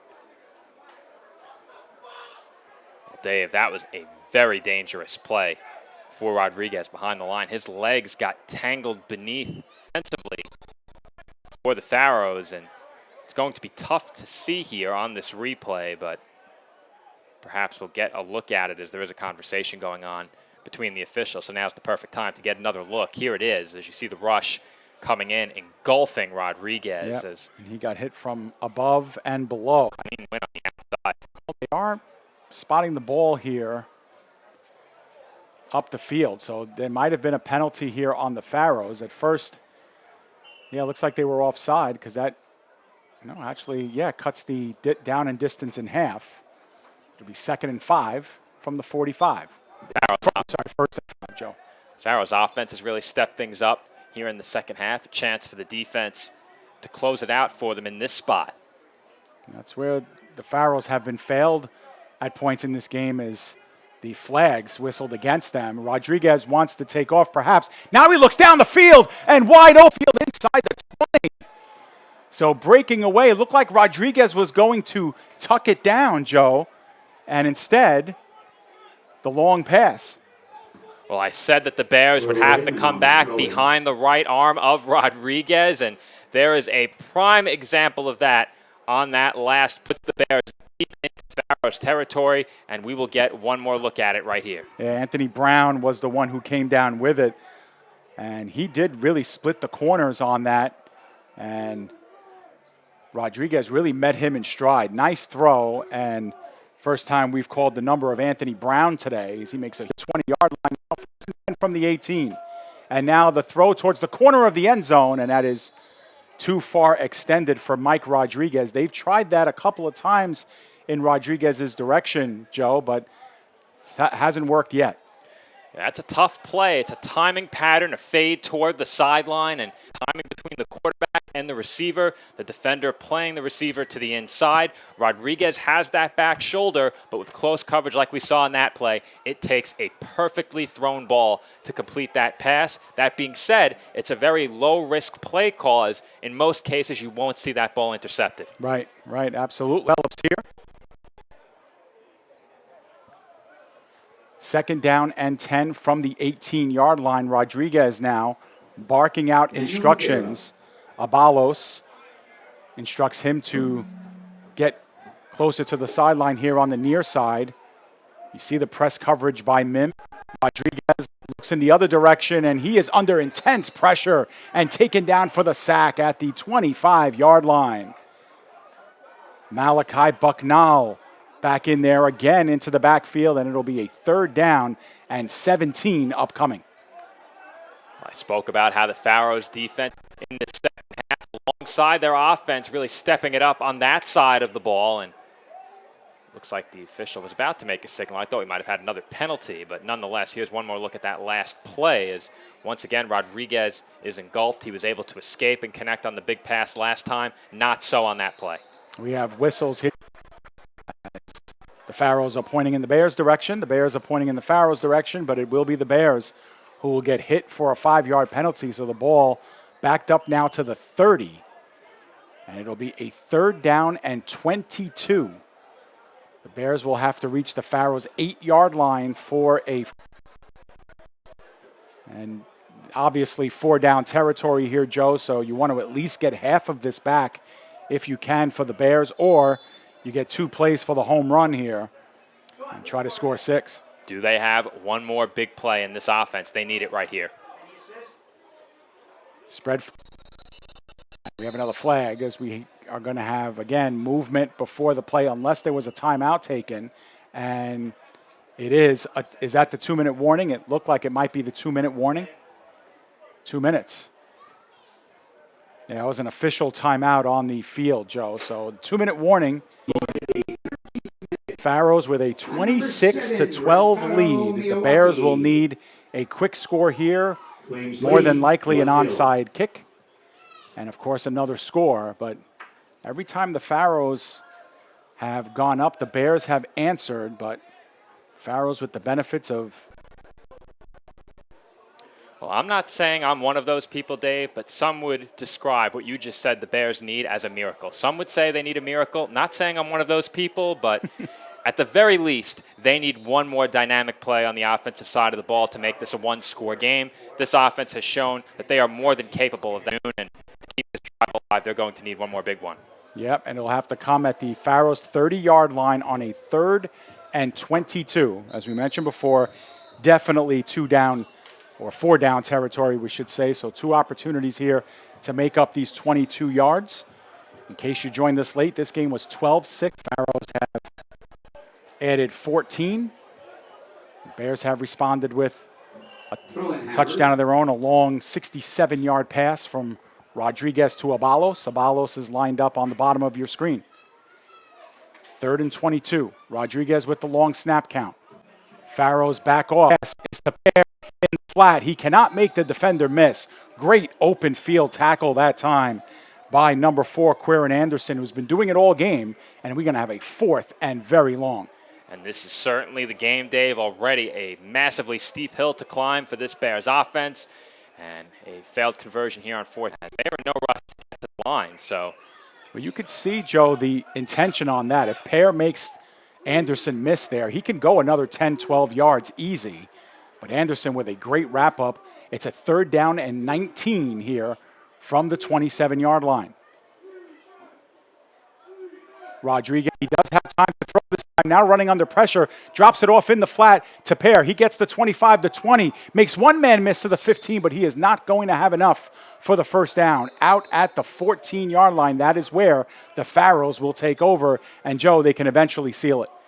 They sure can, Dave, and it was a strong defensive performance throughout this game. It was really the penalties that hurt them, and the fact that they were able to overcome that on both sides of the ball is impressive. The Bears also gave a very good showing in this game. We mentioned this a team that is coming off of a 2-year hiatus, first time on the gridiron, and they gave a very good accounting of themselves as well. We saw this side, and they slowed down a prolific Pharaohs offense for much of this game, but in the second half, Brooklyn proved too much, able to put a couple of touchdowns up on the scoreboard. They now lead by 14 and have a chance to run out the clock here. Absolutely, and let's not forget that the Brooklyn Pharaohs have scored 4 times, but really it wasn't until the late able to piece it together offensively. The Bears with an interception return for a touchdown, a kickoff return for a touchdown, and it wasn't until the later stages of the 3rd and obviously here in the 4th where they've added 14 on the scoreboard, and that's essentially the difference that you see on your scoreboard now, 26-12. The Pharaohs can up the clock via the run game. The Bears may have some timeouts remaining here. We will see. They'll likely use them. Goal kick. Williams with Hunter with him, and Williams is going to throw, and he's going to look deep for Mims, but that is way overthrown. that, Dave. Right. How about right. that? Some gamesmanship from the Pharaohs. Okay. Well, you know what, Joe? Remember what we said at the Open? You know, all 6 of these teams in this league in the New York metro area, parts of Long Island. Obviously, they want to make a statement. Every game counts. Point differential may factor in as going forward. The Pharaohs looking to break this one open a little bit more. Did the Bears choose the Pharaohs as one of their home opponents? Because you don't see that too often. No, I don't, the Pharaohs are the home team in this one. So, if anything, they may have chosen the Bears in this one. But in any event, the Pharaohs look like, as we know, official time is kept on the field. And as soon as they give us the high sign, we'll know that this one's a final. But the Pharaohs are going for it, continuing to throw the ball. Williams now looking in the flat, but over everyone and out of bounds. Clock will stop again. It'll be 3rd down and 10 as we have whistles everywhere. And I believe that might be final here, and it is. So that was the final play of this one.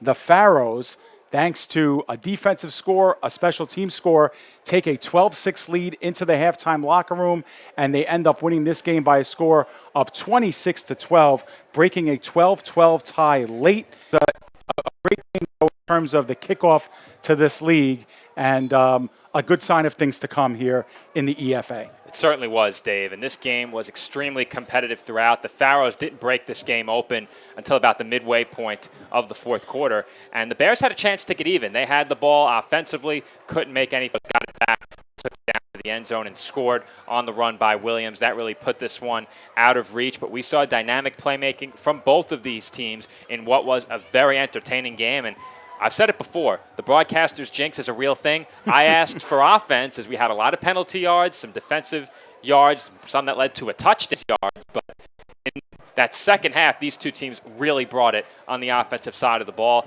I believe we saw 3 offensive touchdowns in the second half after just 1 in the first half. It certainly appears these two teams got their footing under them in the second half and really put their foot to the gas on the offensive side of the ball. They played very well in the second half. Definitely. Great so we face each other later in the season as well. And, of course, a good prelude into game number 2 that's coming up between the Gators and the Demon Knights. Once again, our final score here, 26-12. Joe and I will step away, step aside, turn this graphics table around, and the Demon Knights. We want to thank you for joining us here on the PDF Sports Network. We're so grateful to everyone at the Elite Football Alliance for having us and showcasing this great league. We hope it's the first of many. If you're tuning into us via YouTube, we ask that you turn this one around and join us for coming up next. For everyone here at the PDF Sports Network, we wish you a great rest of the day, and we'll see you for Game 2.